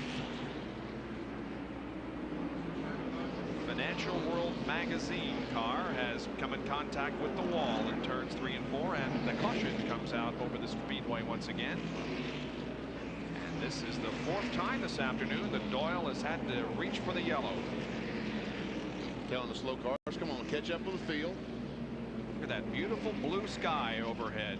That is really Carolina blue there. Boy, it is. This is just a perfect day. You couldn't order one better than this. Well, the pace car is out there. The field is stacked up behind it. That means that the pits are open. And a triple split for you. Kyle Petty on the bottom. He's had some great pit stops this afternoon. Here's John Kernan. Bob, it's going to be a 4-tire change. They're going to make a minor chassis adjustment, trying to tighten the car up a little bit. Now Ernie Irvan and Rusty Wallace are on the top. Here's Jerry. And Ernie Irvan's already had right side cut. They put 1 round of bite in the car. 21.7 for Kyle as he is down pit road in the mellow yellow Pontiac Territorius. Ernie Irvan's already 16.3 seconds for Larry McReynolds led crew of Ernie Irvan. 18.8 seconds for Rusty Wallace in the Miller Genuine Draft Ford. We might mention they put 1 round of bite in the car number 28, the left rear, and a great pit stop as the crowd cheering in the background for the Texaco Havoline crew. Wow, that was a match of what Rusty Wallace's crew turned in earlier. It sure was. And look at Dale Earnhardt now. He was down at the end where we really couldn't see, and I don't know how they're going to rule that at the end of the line down there, Ned. I tell you, he made a whalable pit stop because he's going to be up there in 2nd or 3rd place. Dale Earnhardt has positioned himself ahead of Rusty Wallace and behind Ernie Irvan. We'll see if that's the way they take the green flag. When we come back to North Wilkesboro, North Carolina, and the First Union 400. Stay with us.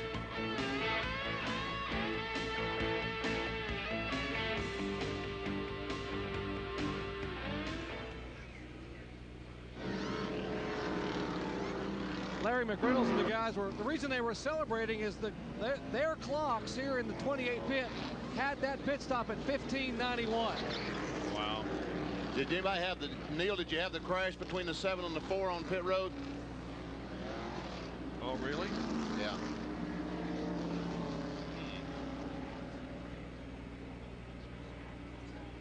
No, just now. As these other cars were leaving the race, leaving pit road, the 3 and the 4 and the 7 crashed coming off pit road. 4's coming back down pit road. Okay. See the damage on the right front of the 4 car? Yep. We'll head down to the 4 pits, guys.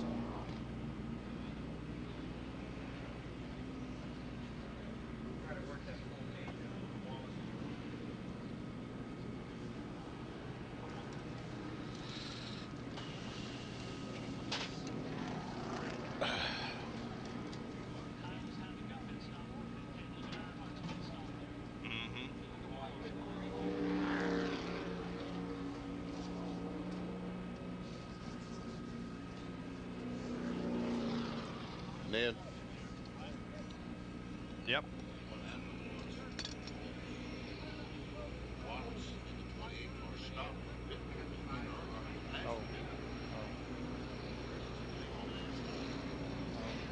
Benny and Ned. Bring Jeff Right. Bodine back in. Hey, put some hair, put a wig on that guy. Look at the left front of Bodine's here. Just peeled it away with a big can opener.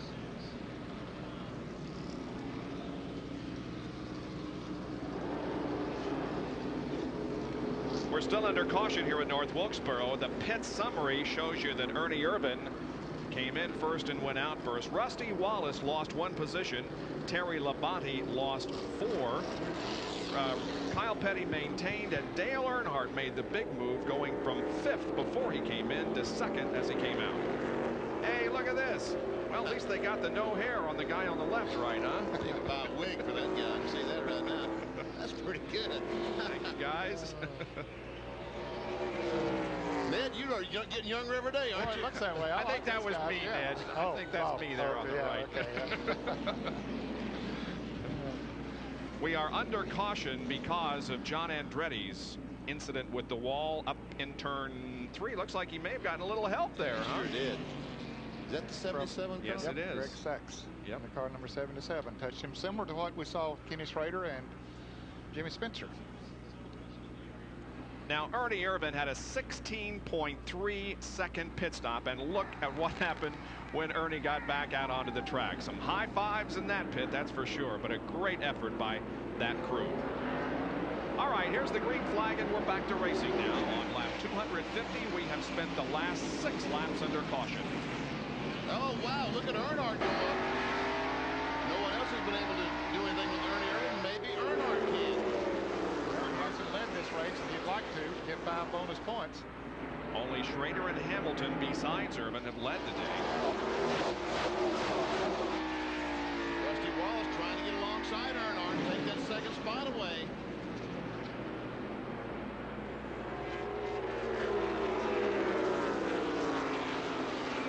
There's still 7 cars in the lead lap, and there are 2 of them battling for 2nd place. Mark Martin, picture there, shown in the 8th position. He's 1 lap down. Rusty is going to take 2nd from Dale. Although Earnhardt is not very anxious to give up that position, as he still works the high side of the racetrack. Finally does take that 2nd spot away. Mark Martin is in 8th position, a lap down. That's the car that's right behind Dale. And I'll tell you while we watch this, Jimmy Spencer has got the McDonald's store going. He's back on the racetrack. Riding with Mark Martin.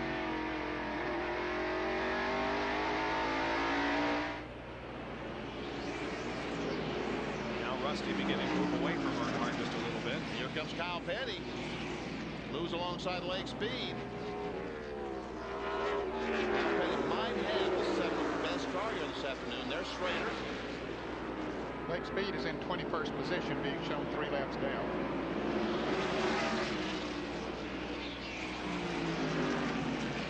Here's an Autolite field summary.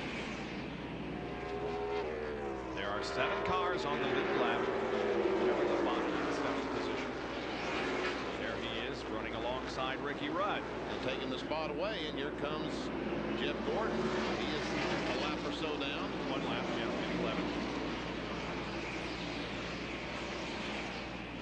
Hey, look at this. Now Petty challenges Earnhardt for 3rd and gets it.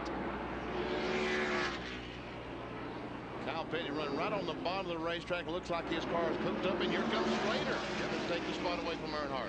So Dale drops from second back to fourth, and maybe fifth here in just a few seconds is going to be. So, something not right with that car the way that Dale would like to have it. As we watch this, Chuck Bowen has just retired for the day, pulling the car in the garage area. Chuck was being shown in 16th position. He was 2 laps down to having a good run. Right inside with Mark Martin. Right beside of him is Michael Walker, the Pennzoil car. That was not for position. Michael's still a lap down to Mark Martin. 2 laps down to the leader. Michael is in 14th position. Here's Harry Gant in the Skoal Bandy car. Let's say hello to Ed Whitaker, who had no bypass heart surgery this week. Harry Gant drives Ed Whitaker's car in the Busch Series, and they've had a win so far this year. And that is a battle for position. Both of those drivers a lap down, so that's the battle for 8th. And there is Dale Earnhardt, who has dropped back to 5th. Jerry, what's wrong? I just spoke to Richard Childress. He said the problem they've got is their car is just too tight to run down low in the bottom of the racetrack where the other cars are very, very fast at 28 to 2. After about 10 laps, their car comes in, but they've run their better laps up high on the outside groove. And Earnhardt said the car is very, very tight, very difficult to turn, particularly from the middle of the corner out. Well, we mentioned that very early in the race about how this car seemed to be working better up high. Yes, we did. Earnhardt, being the professional he is, has been able to find where his car runs best around the racetrack. No one else is running that groove, but Earnhardt is and making good time, as good as his car will run.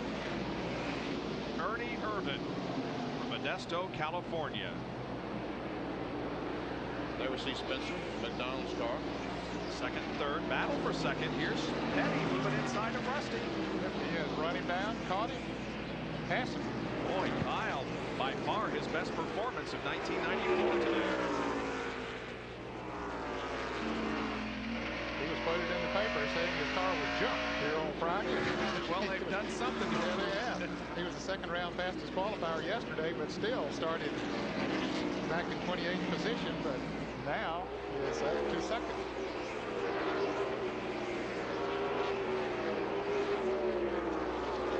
Bill Elliott and Darrell Waltrip, a couple of former champions, and Schrader, Earnhardt. I attended a luncheon earlier this week at which Dale Earnhardt was the featured speaker, and he does a great job.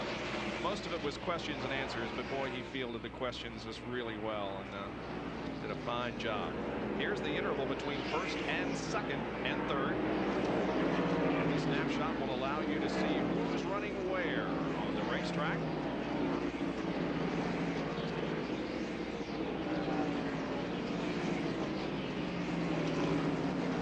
And here comes Ernie once again to complete another lap. So he now leads Kyle Petty, who has moved to second position with 134 laps to go.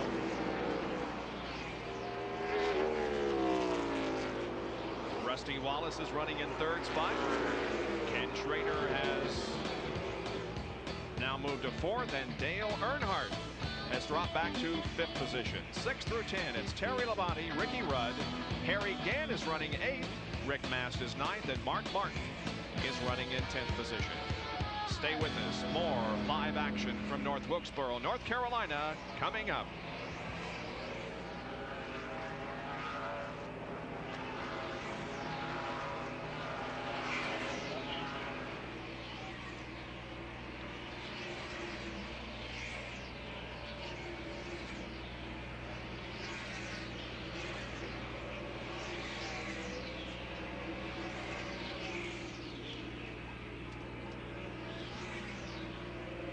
Okay.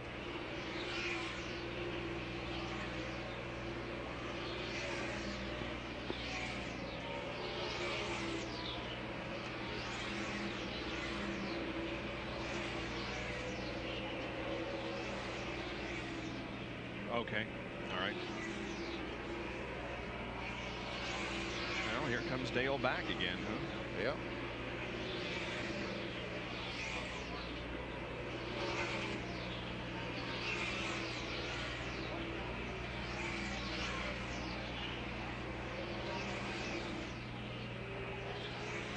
Okay.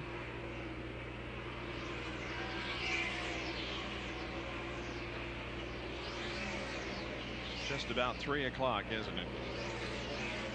Just about 3 o'clock Eastern time. Oh, okay.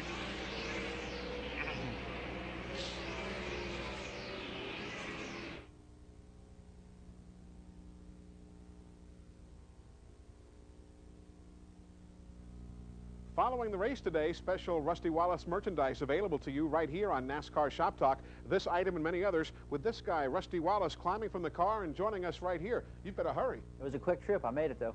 Right after the race, join us for Shop Talk. That's coming up at 4 o'clock Eastern time, about 1 hour from now. It's 3 o'clock Eastern time, and if you're just joining us, welcome to the First Union 400. 273 laps have been completed. Ernie Irvan is the leader of the race, with Kyle Petty running second. We're riding with Rusty Wallace. He is third. Fourth is Dale Earnhardt, and fifth is Ken Schrader. Earnhardt passed Schrader while we were in break, and so Dale is headed back toward the front, or at least he gained one position. By the way, that is a new Shop Talk. Rusty was a guest last year on Shop Talk. This is an all-new show. E&E Live. And there's the guy that's been dominating the competition today. I guess we call him the dominator. Well, we've already got a guy with that name, though, don't we? He has led 266 of 274 laps. And I think the only time he didn't lead was during those laps when he was making a pit stop or trying to get back to the lead. Here's Jerry Punch. Guys, in years past, the teams used to build cars for the different sizes of racetrack, short track, intermediate track, and super speedway. But now, the 28 team, they built the car depending upon the banking of the track. This is their flat racetrack race car. The car they ran last fall at Martinsville and won the race. The car that Ernie drove at Richmond early this year and won. And of course, 1 year ago at Richmond in 1992, this was the car that Davey Allison drove to victory in his final win. Go by the 4 car just a moment ago, the Kodak Film Chevrolet. The last time on the pit stops on the second time around, Ernie Irvan and Jeff Bodine made some contact on pit road, and it really knocked the tailwind out on both cars, and both Jeff Bodine and Ernie had to slow down. Had to slow down. And that put Sterling Marlin 2 laps down. He's being shown in 13th position. And Jeff Bodine is still 1 lap down. I meant Sterling Marlin. If I said Ernie Irvan, I spoke incorrectly. Sterling Marlin and Jeff Bodine made contact on pit road. Maybe I still had Ernie in the Kodak Film Chevrolet. Well, shame on you if you did.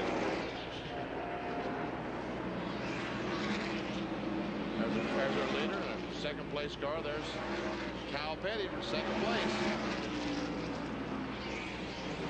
Kyle Petty has climbed from a low of 39th in points after Daytona to his current standing of 11th in the point standings.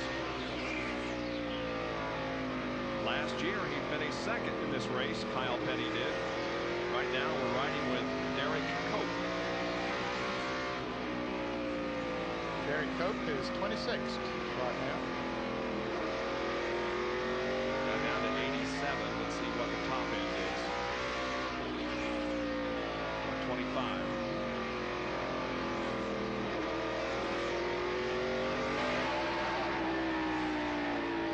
Now to Mark Martin. Camera over his left shoulder. Well, that's a weird looking shot.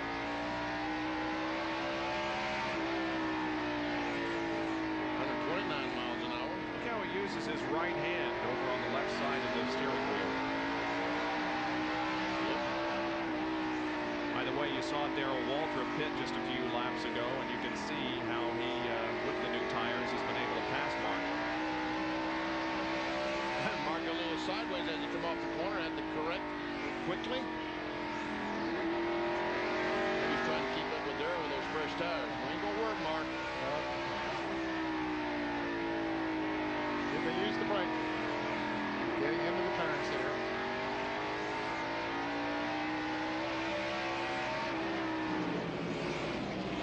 Schrader and Earnhardt are battling for position again. They've been trading this spot for the last few laps. Now Schrader has gone back ahead of Earnhardt.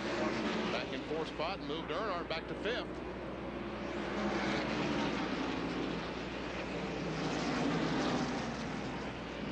Whoops, can't go 3 wide here. Dale, he won't try that.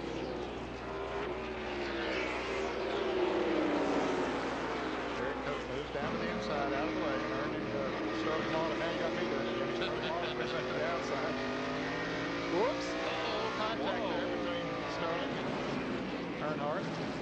Sterling, you'll remember, led 190 of the 400 laps in last year's First Union 400. All right, before the Stavola. Yep. Here is a battle for position. The 1 is Rick Mast. The 24 is Jeff Gordon. Then Jeff Bodine. Also in that race. Yeah. The 1 car, Rick Mast, is in 9th position. Jeff Gordon is 10th. Jeff Bodine is 11th. And Derek Cope comes into the pits. Yep.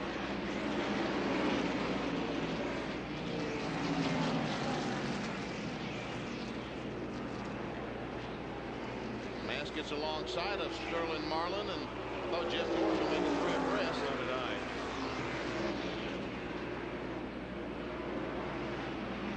See Dave Marcus back there trying to run that high group as well as Dale Earnhardt. Dale Jarrett, of course, is also in this group of cars. He is in 27th position. Yeah, they just left Dale Jarrett. They was having a tough day here today. That's about as bad as I've seen him run in the race. I gave him some advice, and apparently it was ill advice. Way to go, Dad. Apologize to him. Well, there's 2 things going to happen there, and number 1, you're not going to do that anymore, and number 2, they won't listen to you anymore. That's right. Now we see Terry Labonte taking the position away from Dale Earnhardt. So Earnhardt goes back to 6th now. And Michael Waltrip went by as well. He is a lap down to this, 2 laps down to this group of cars. By the way, we can tell you that Ernie Irvan, the leader, has picked up the 5 bonus points for leading the most laps. Sterling Marlin has come into the pit and fought that thing as long as he could. Decided to bring her in and get some tires on it. So there's good racing throughout this 5/8 of a mile oval, but Ernie Irvan has everything to himself in the lead.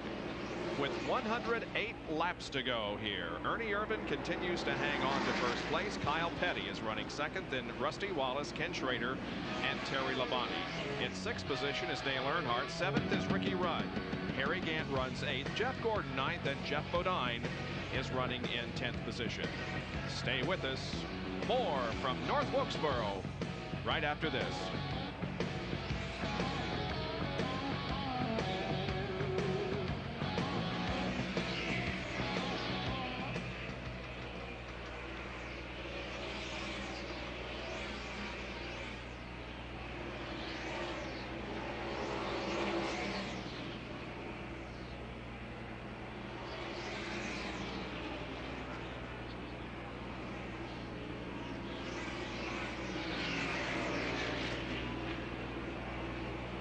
It is?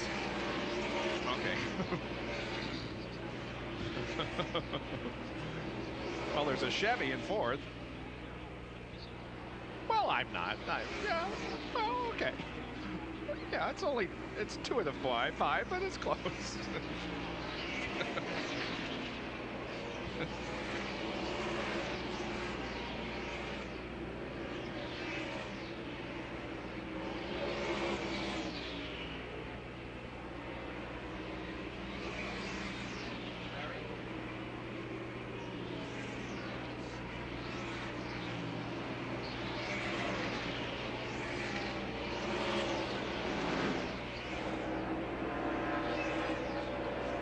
Cars continue to encircle North Wilkesboro Speedway here in North Carolina. There are the top 5 and the manufacturers that they represent. Ford is leading. Petty in a Pontiac is 2nd. Wallace in a Ford is 3rd. And then 2 Chevys with Schrader and Labonte. Well, we can just change that. Okay. Because now we got a Chevrolet in 3rd, and the Ford is back to 4th. Schrader passes Rusty for 3rd.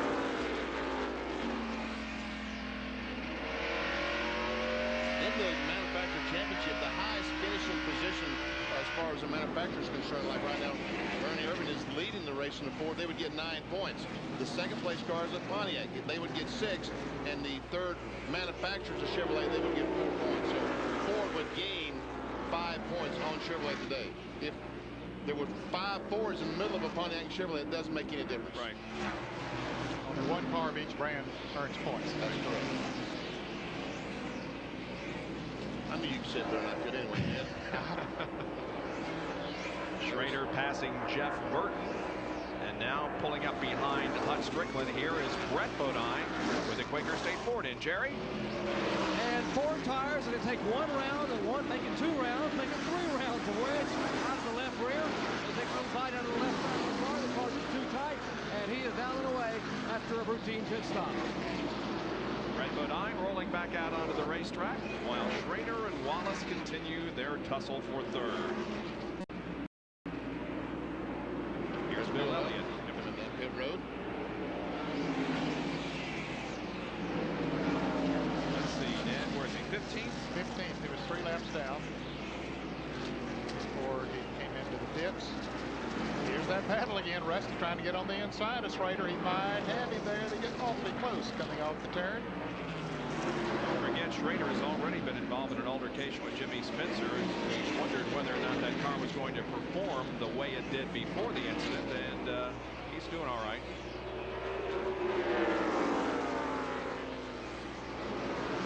Now here comes Labonte up behind Schrader. I'm not sure Schrader's car is running quite as good as it was earlier, though. He was able, after they ran 20 or so laps, he was able to come up and get in second place just about every time. He couldn't do much with Ernie Irvan, but he was beating everybody else. He stayed on the lead lap, but the car isn't quite as good as it was. And Labonte takes over the position from Schrader. Well, we anticipate a round of pit stops happening here, which should be the final round of pit stops. So we're going to take a break here while we have relatively little action on the track or in the pit area, so we can cover these green flag pit stops. We'll be right back.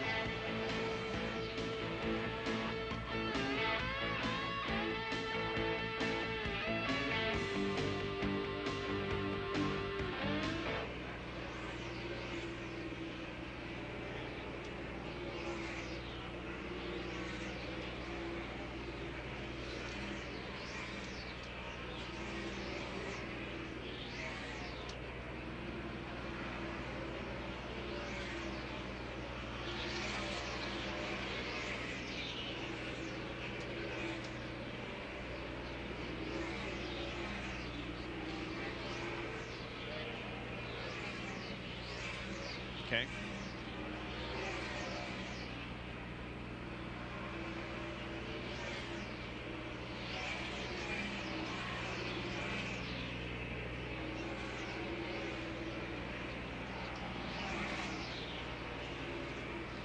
IMSA. Okay. IMSA.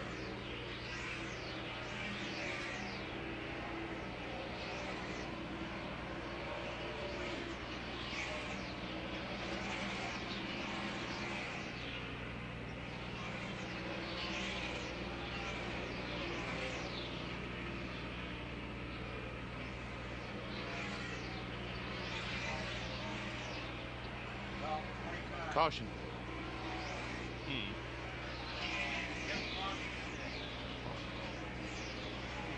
Back at North Wilkesboro, where Ken Schrader has just made contact with the third turn wall and bringing out another caution, our 5th of the day.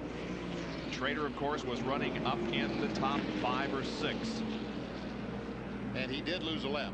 Ernie Irvan, the leader, went by while he was sitting up there. And so now this is going to set up what could be our final round of pit stops.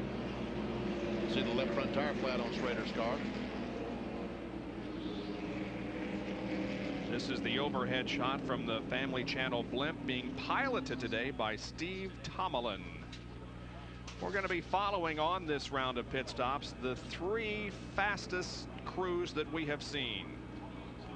Ernie Irvan, Rusty Wallace. Here they come on the pit road, those on the lead lap.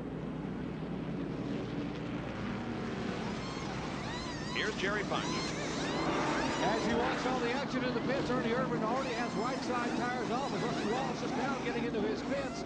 Now left side, Joey Knuckles falls down, coming around the front of the car. Kyle is already out, but he's been way up to turn 4 as they race back to turn 1. Let's go right there. Al Beatty's coming down pit road, and Dale Earnhardt just got to his pit.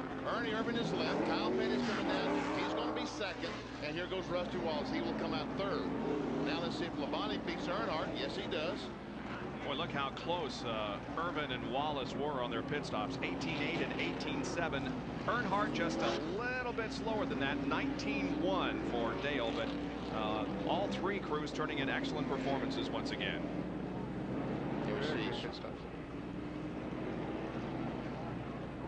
Now here's what brought the caution flag out. We see Jimmy Spencer on the inside.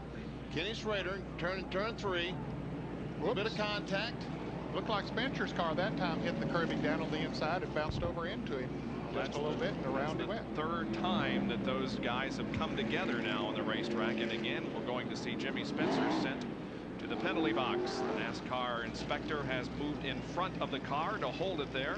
Mike Hill is pleading his case with the inspector. Doesn't seem to be working. It's Mike Hill, the crew chief, standing there beside the NASCAR official.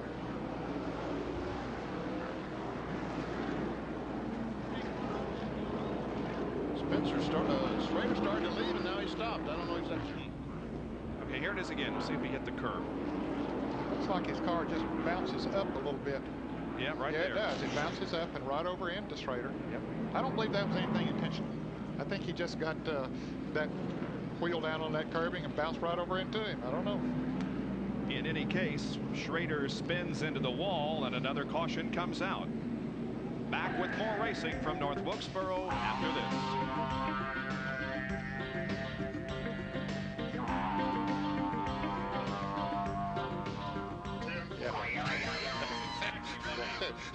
That's exactly what it is.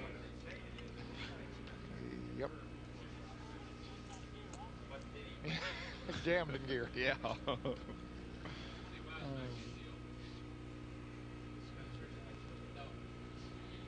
I mean, we can, say this happened and that happened, what have you. We can't prove it. I mean, we can't go in that guy's mind and figure out if he intended to hit the curb, he didn't hit the curb, or anything else. I have no idea what he was doing. I'll give him the benefit of the doubt. That's right. He, maybe went in there and in fact did hit the curb. We know he hit the curb. Yeah. Yes, Jerry. Well, Kenny had the right front towed out a minute ago. Now with this incident, he's got the left front towed in, so he's sort of facing toward North Wilkesboro, I think. Which tire is?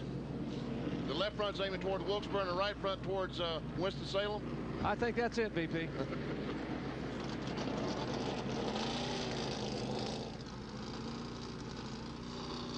A lap down.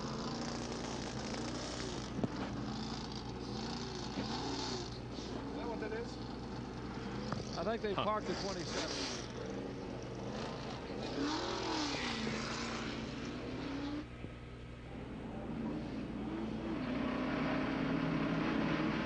Still under caution here in North Wilkesboro for an incident over in turn number 3 involving Ken Schrader and Jimmy Spencer. We'll take a quick break while we are still under caution. Come back with Green Flag Racing in the First Union 400.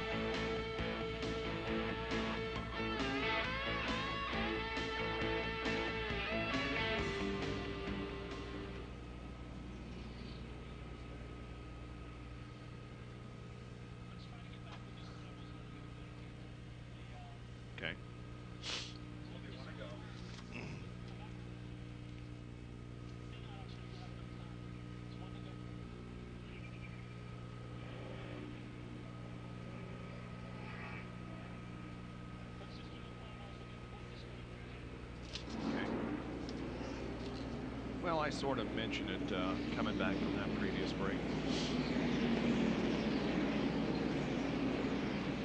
Okay.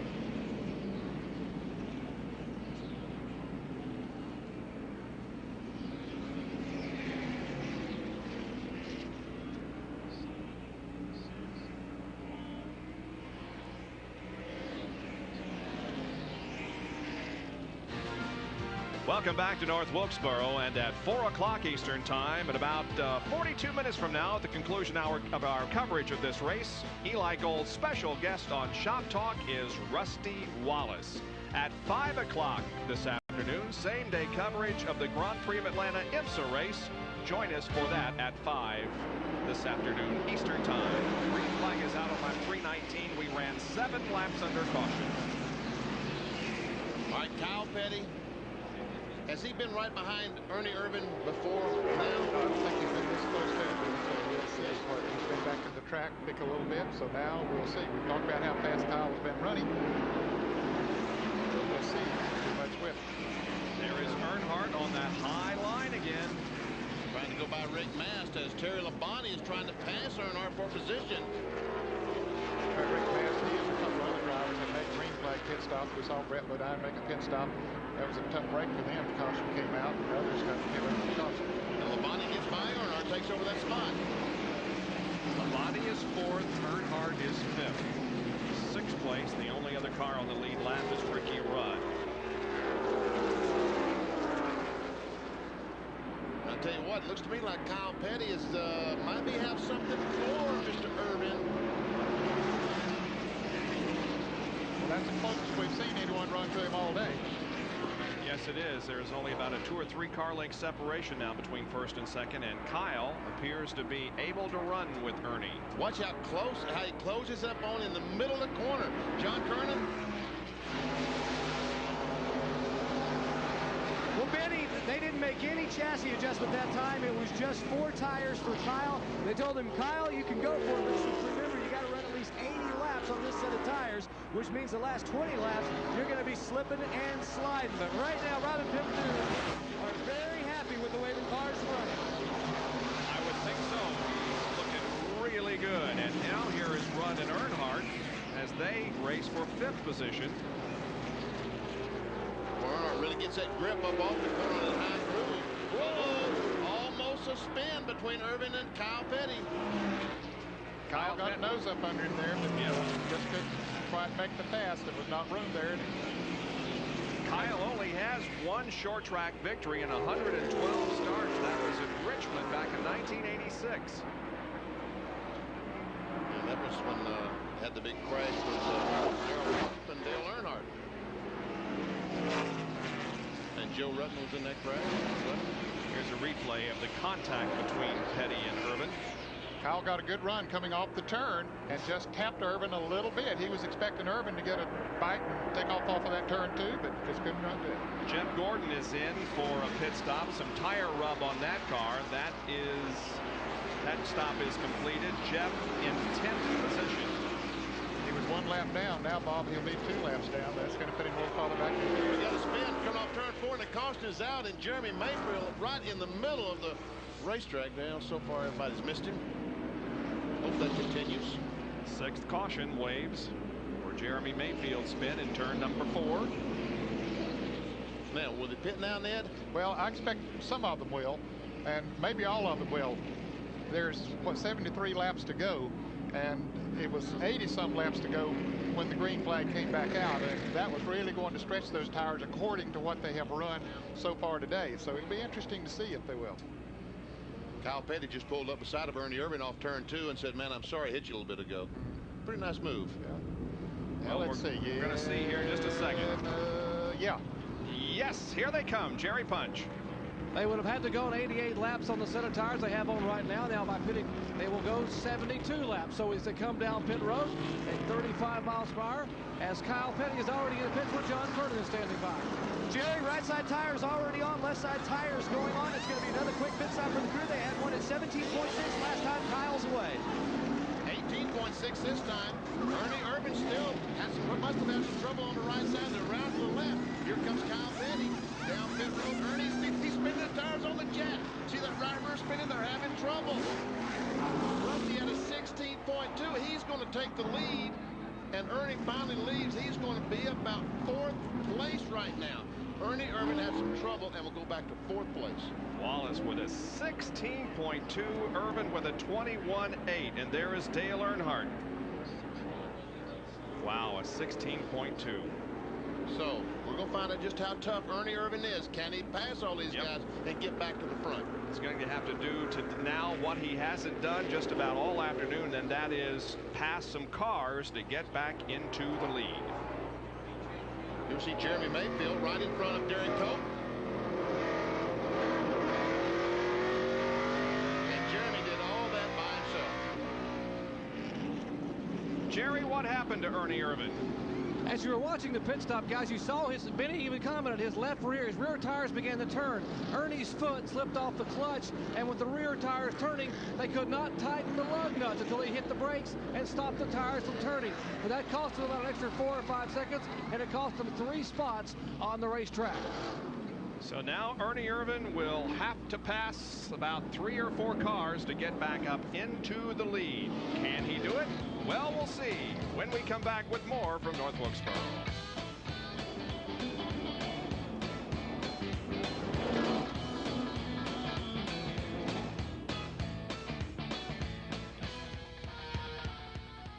Pretty awesome. Yep. Here's the booth. Thank you very much. Hey, Ralphie. Hey, Ralphie. Who? Larry and Janice Warren, hi. From Mikey. Go, John. Hello, John. Hello. Hello. You noticed Ricky Rudd didn't pit. Bill Engel said, hey, they were the last car on the lead lap. They only had 10 laps on the tires.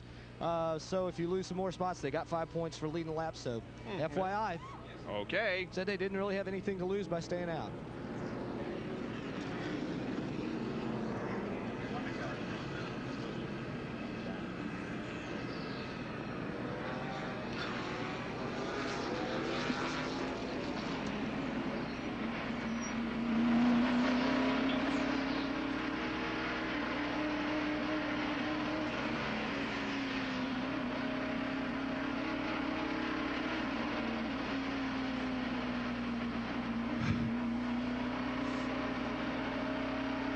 Ricky Rudd is the first car behind the pace car, is the leader of the race, and this is the first time he has led a race in '94. Here's what happened to Ernie Irvan.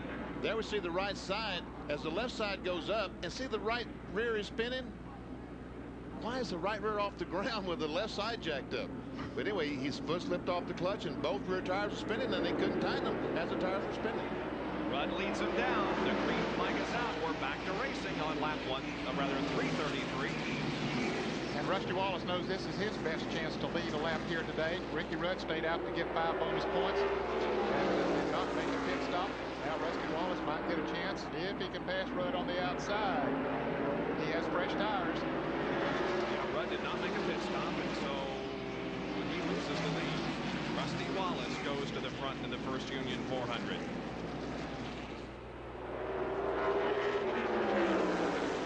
Here's Kyle Petty on the inside of Jeff Gordon.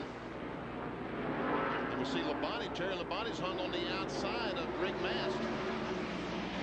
Jeff Gordon is 10th. And of course, Rusty Ooh, a picks up spin. Car number 14 of John Andretti spins down in turn 1. his second spin of the day. His other one was at the other end of the racetrack. I don't believe it's going to bring out a caution. He's okay. Yeah, he's going again. He was in some heavy traffic. Somebody bumped him going into the turn. John shown in 31st position. Here is Ernie Irvan trying to move through the field. He's up to 5th. I guess that's where he was. That's where he was. Earnhardt's trying to pass him for that 5th spot, as a matter of fact. Here's Petty and Rudd going for 2nd. Kyle's got it. Terry Labonte in the Kellogg Chevrolet coming right in there. He is 4th. He wants 3rd. And those new tires, even though Rudd only had about 10 or 11 laps on his tires, that's enough to make a big difference. Here goes Terry Labonte to the inside of Ricky Rudd. Rudd has finished in the top 5 in 7 of the last 10 First Union 400s.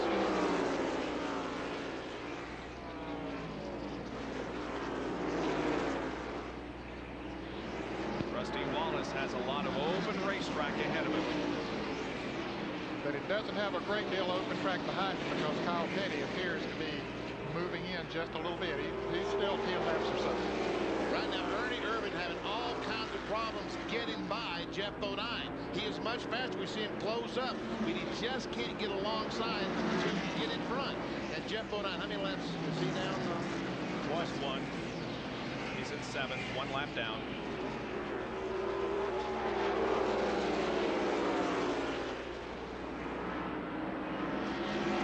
Closes right up, but he just can't come off the corner, get along under Jeff Bodine. And meanwhile, the leaders are away. Here we go. It's trying once again. We see some contact. Yeah, no smoke there. That was the tire rubbing against the sheet metal. Jeff put out. So now Jeff moves over and lets him go.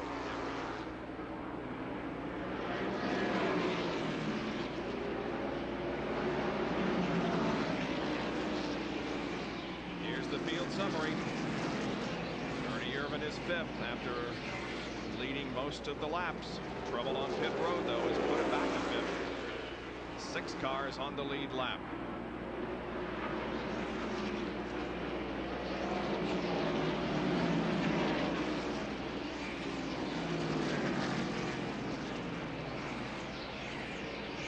That's Jeff Burton on the inside.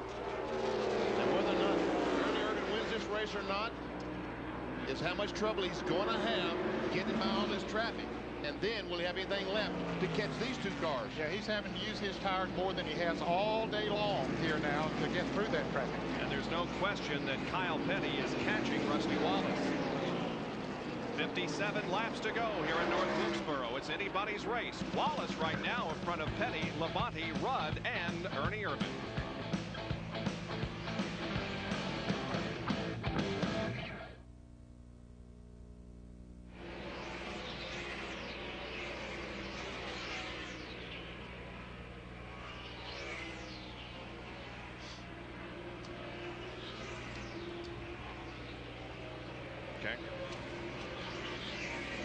Okay.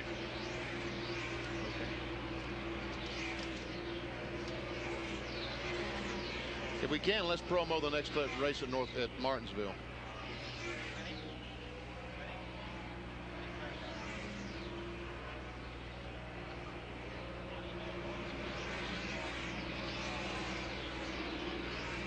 Okay.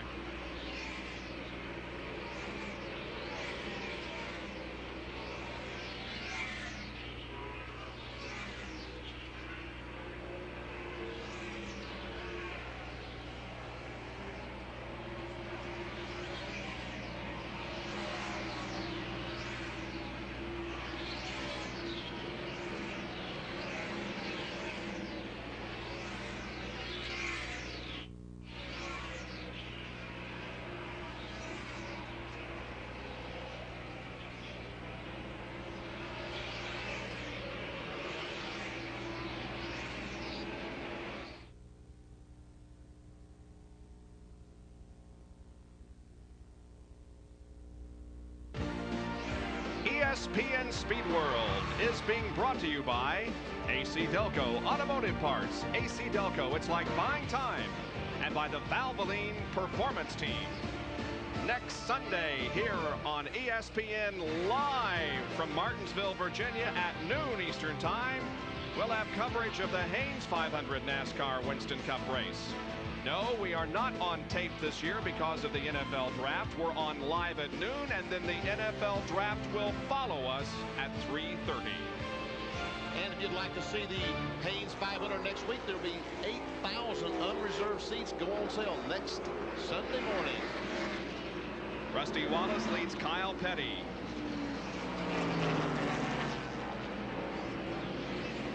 Gary Labonte and Ernie Irvan. That's our top 4 right now. The 3 car, Dale Earnhardt is running 5th. Ricky Rudd has moved back to the 6th spot. Wow, Labonte is closing in on Kyle, isn't he? He certainly is. Yes, he is. Kyle has been gaining on Rusty, and now Terry Labonte is gaining on both of them. And it looks to me like all those cars are gaining on Ernie Irvan. He is not going to the front, Ned. No, he's not. And as we mentioned, he had a lot of traffic to come through, had some trouble getting by some of them, and might have used his tires up certainly more than he wanted to, and might take its toll on him. There is Earnhardt back in 5th position, and in 6th spot is the 10 car of Ricky Rudd. No, Rudd is behind Earnhardt right now. Earnhardt has gotten by Ricky Rudd. In fact, those what you said, tires that Ricky Rudd did not put on tires, did not make a pit stop, and boy, it is really beginning to show there now. Terry again moves around there again in the 8th position, 1 lap down. Now, the only thing he accomplished there, Ned, was staying out there and getting the bonus points. Yep, and he could have done that just by staying out there an extra lap and then making a pit stop, but I guess they Of course, Rick is a car owner, you know, that's another Exactly. We're not running $1,100 or so. That's right. All right, Jerry, what's wrong with Ernie Irvan? Well, after having the car to beat most of the afternoon, I just spoke with Larry McFarland and said, can you believe it, Doc? For the first time today, we have developed a push in the car. Ernie cannot get the car to turn in the middle of the corner. This set of tires, not what he wanted to put on in what was supposed to be their final pit stop. Let's go to John Kernan. Well, Jerry, this set of tires on Kyle Petty's car also not as good as the last set of tires. Kyle's problem is not a push in the turns, but he's spinning his tires coming off the corner. It's not hooking up. So Kyle Petty also having some handling problems. Kyle moving to the inside there of Jeremy Mayfield, car number 95, but he has Terry Labonte to contend with here as Terry is caught him. Kyle started 28th, has been as high as second. That is his current position, and he was a lap down at one point. Kyle Petty was second in the point standings on the short tracks last year. If we had a short track point standings, as Labonte tries to get alongside of Kyle Petty. And he does it going into turn 3. Kyle just backs up, lets him go. He knows that Terry's faster than he is right now, so he's going to let him go. He's not going to race with him. Not use up those tires any more than he has to for another caution, so he can get a different set of tires on the Mellow Yellow Pontiac. Now we have Rusty Wallace in a Ford leading and Terry Labonte in a Chevy running in second position, and Ford has only 5 modern era wins at North Wilkesboro prior to today, but it could be added to. There's Rusty in the Miller Genuine Draft Ford in front with 40 laps to go. We hope you're enjoying our live coverage of the First Union 400 here at North Wilkesboro. The fans have been here loving every minute of it. We'll be back with more right after this.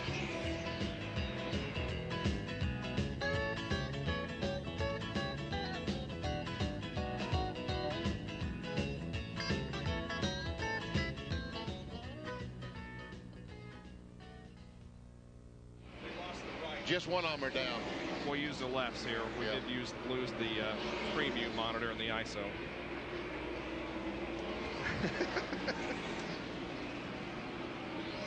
What in the world could have happened? It just...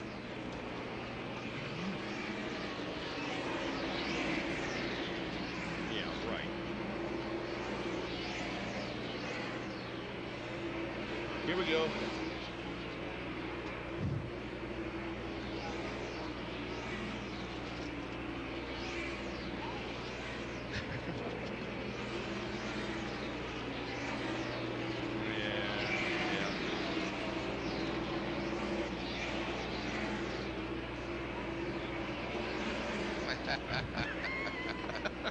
Yes.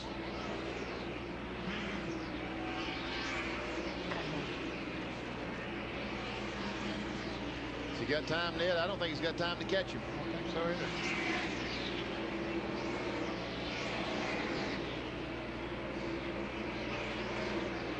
Okay.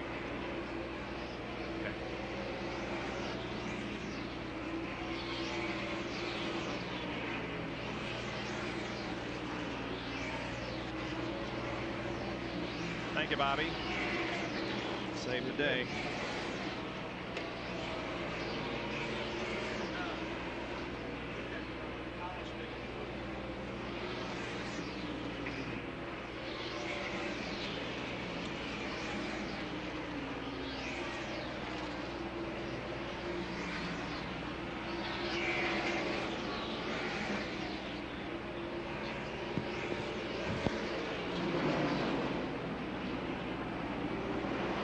Rusty Wallace leads at North Wilkesboro. You're watching from overhead in the Family Channel Blimp. Now, here are the top 10 in the points when we went into this race and where they're currently running. Dale Earnhardt, the points leader, is currently 5th. Ernie Irvan has moved to 3rd. Mark Martin, 13th. Schrader, 9th. And Lake Speed is 14th at the moment. 6 through 10 in the points going into today. Sterling Marlin is now 17th. Morgan Shepherd is 18th. Ricky Rudd 6th. Jeff Gordon is 10th. And Rusty Wallace is the leader of the race. So the points are going to be jumbled once again if they finish the way they're running right now. But look at that. Right behind Rusty Wallace, Terry Labonte. That Kellogg's Cornflakes Chevrolet, that big rooster is gaining on him. Just keeps moving closer and closer every lap. Ernie Irvan notice, did get by Kyle Petty. He now is running third.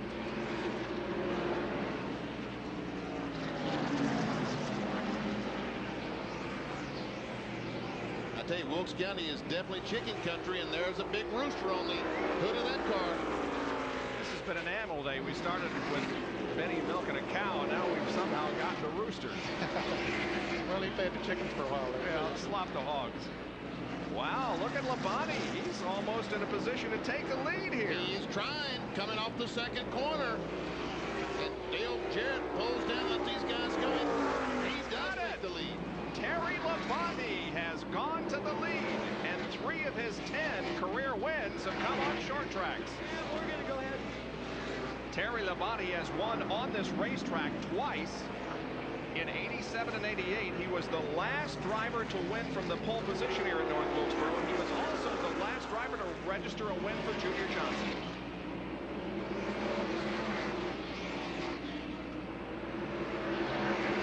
About 27 laps to go now. Can Labonte hold on to the lead?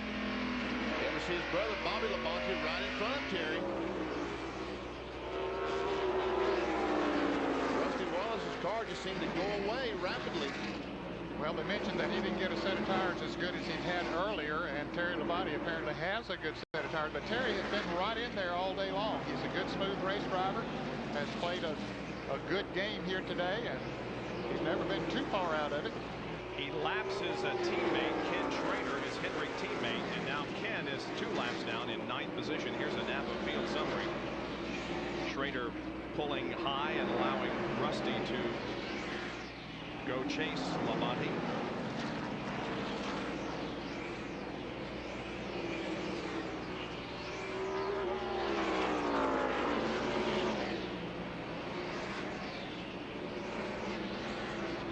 And Labonte just seemed to be getting stronger and stronger, and these other cars getting slower and slower. Yeah, that car is really hooked up coming off the turns. Let's go to the pits and Jerry Punch. Yeah, they're watching Labonte's lap times, and I think Gary Dehart just a moment ago told Terry, okay, you have the lead, you passed the 2 car, now back it down. You got to be very, very careful with these tires. We can hang on for about 23 more laps. We're headed to victory lane.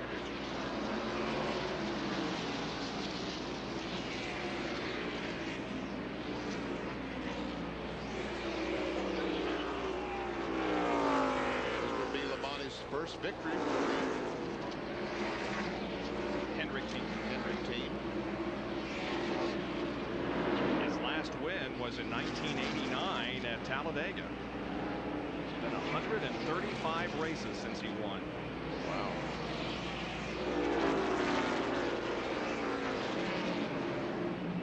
This is only the 8th race of 31 that he has led here at North Wilkesboro, but he has 22 top 10 finishes. We're talking about Terry Labonte. Here's Ernie Irvan still trying to work up toward the front, but he's running out of laps. And never see Ken Schrader, who ran so well in the Kodiak Chevrolet, and whatever problem he's had, toe in or what, it's really affecting this car now because he is much slower than he was just a few laps ago. Irvin's about 3 6/10 seconds behind Terry Labonte. Ernie goes to the inside of Schrader. Ernie was so dominant in about, what, the first almost 3/4 of this race. Kyle Petty is still running in 4th position. And we can go all the way back to there to Kyle Petty so we can see just how his cars went away the last 2 laps.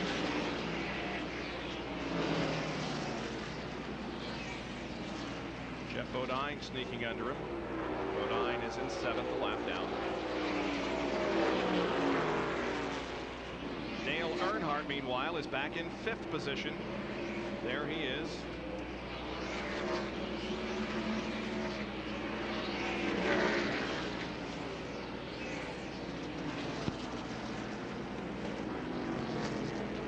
Again, he slides way high going through the corner.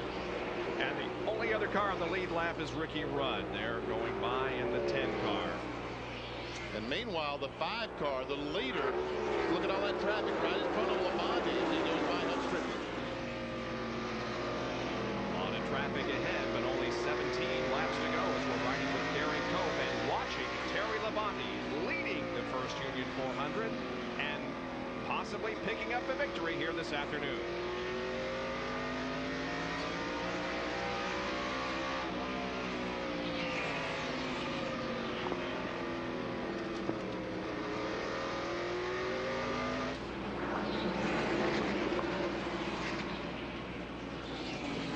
What's the matter?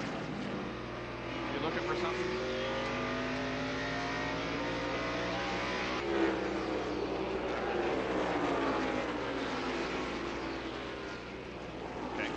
We're going to have a race between Kyle and Earnhardt before it's over.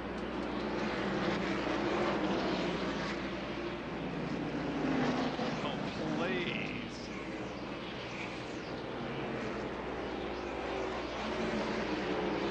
Oh, man. Wow. That's close.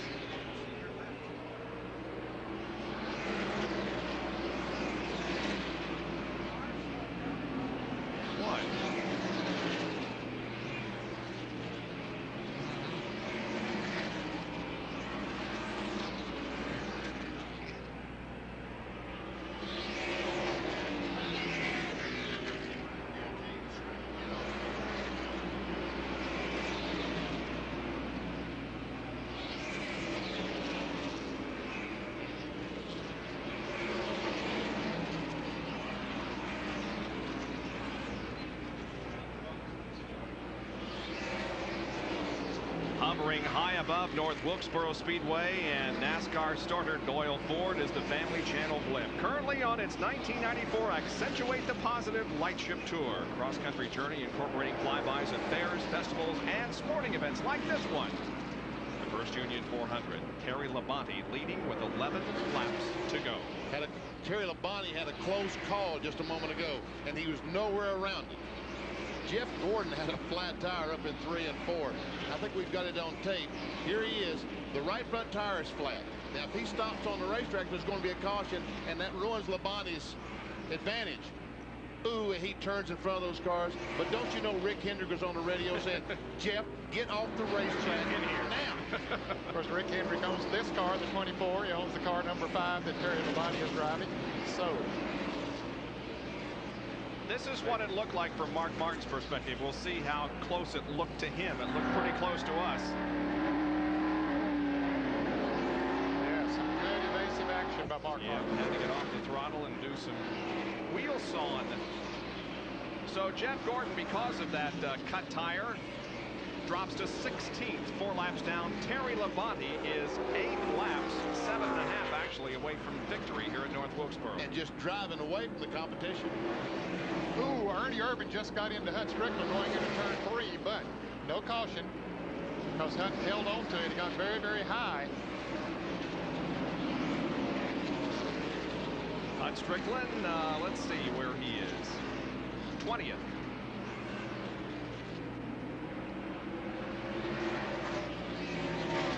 It was another one of those situations that Ernie caught Hut going into turn 3, and Hut perhaps didn't know he was out there, and Ernie started under him and touched him just a little bit and sent him high, but no major damage done. Terry Labonte, of course, a former NASCAR Winston Cup champion, started 10th today. His lowest has been 19th, and he is currently our leader. He's led 21 laps and has less than 5 to go before seeing the checkered flag. Right now he has a straightaway lead on Rusty Wallace. And Rusty has about a straightaway lead on Ernie Irvan. Terry Labonte finished 18th in the points last year and came into this event 12th in the points. There's second place Rusty Wallace. Still chasing Terry, but running out of laps as there are now 3 to go for Labonte. Behind Bobby Hamilton in car number 40. Hamilton is 14th.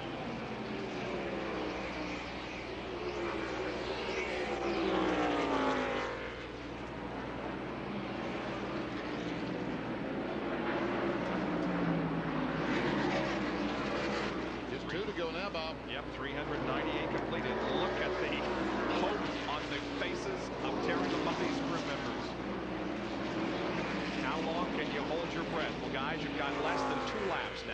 actually less than a lap and a half to hold your breath, because here comes Terry Labonte in the Kellogg's Cornflake Chevrolet off the 4th corner and getting the white flag. There is one more lap to go for Terry Labonte from Corpus Christi, Texas, the 1984 NASCAR Winston Cup champion, who is about to record a victory here this afternoon. Here he is through turns 3 and 4, and Labonte wins the first Union 400.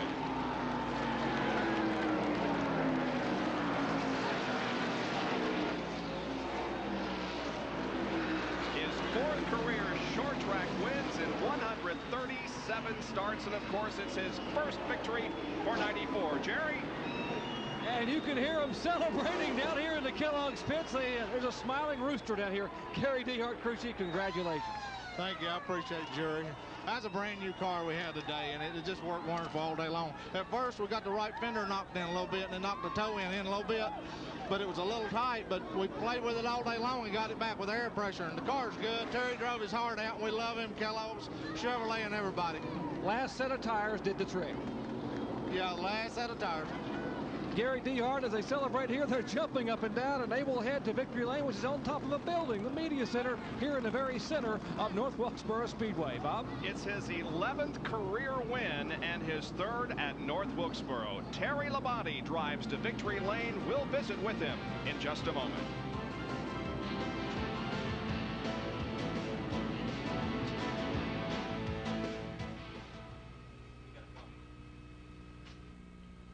Boy, it's good to see somebody like that win, and breaking this 4-driver syndrome we seem to be in.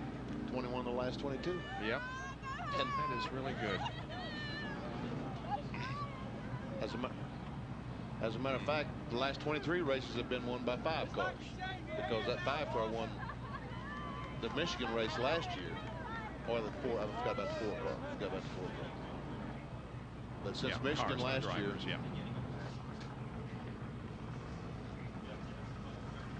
Oh, how many more segments do we have here? Okay.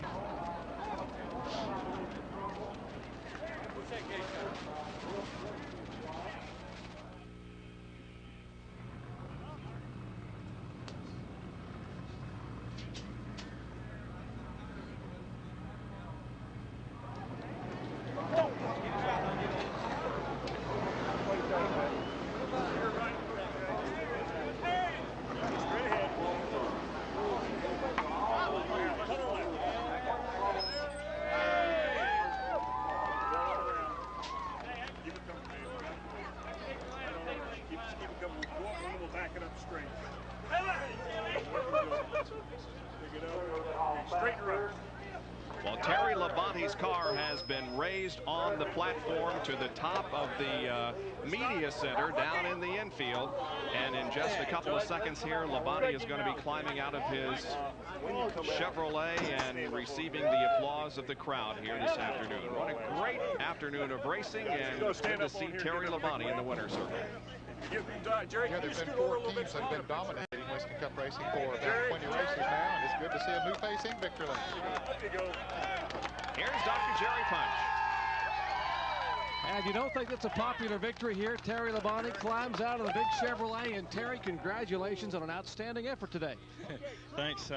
I'll tell you, I just can't say enough for our sponsor, Kellogg's, Kellogg's Frosted Mini Wheats, GMAC of Abilene, all the people at Hendrick Motorsports, you know, for giving me an opportunity to drive for them. Rick Hendrick and Jimmy Johnson, all the guys there. It's a brand new car, first new car we've had all year. We came up and tested it, and it was pretty good, and we thought we'd be pretty good. Oh my God. Well, let's see if our mic still works. A little bit of a Gatorade shower. They're excited. I am too. It's great. Hey, as Gary DeHart comes in to celebrate, we get you need to thank your teammate Jeff Gordon. If that car would have stopped on the track, you'd have had another pit stop. As Rick Hendrick comes in here and gets along with Kim, a great effort. Well, it was. You know, I was really sweating it late in the race. I didn't want a caution flag. It seemed like my car ran better in long runs, and that beat me a little bit, you know, for 20 or 30 laps, and we finally got going good.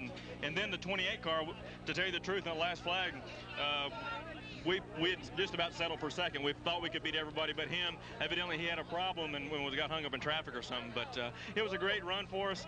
Gary Dehart, crew chief, and Eddie Dickerson, all the guys back that build the engines, build the cars, just did a great job for us. Chevrolet, Goodyear tires were great. I hope I thanked everybody. Well, Rick, how about Kim Labonte, your wife, right here beside him, as Kim comes up and shares victory lane with him?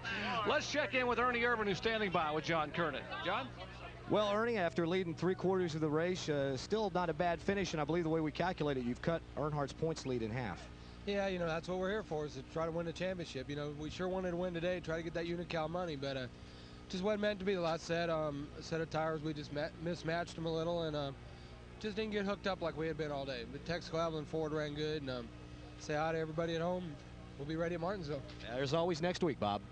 Ernie Irvan now 20 points behind Dale Earnhardt. Terry Labonte moved up 5 positions in the points and is now 7th. Back with more from North Wilkesboro after this.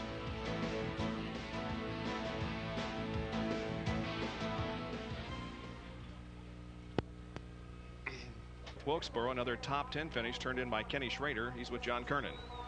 Well, Kenny, another top 10 finish. Last week is second. This week it looked like it was going to be pretty good, but a lot of contact out there. Yeah.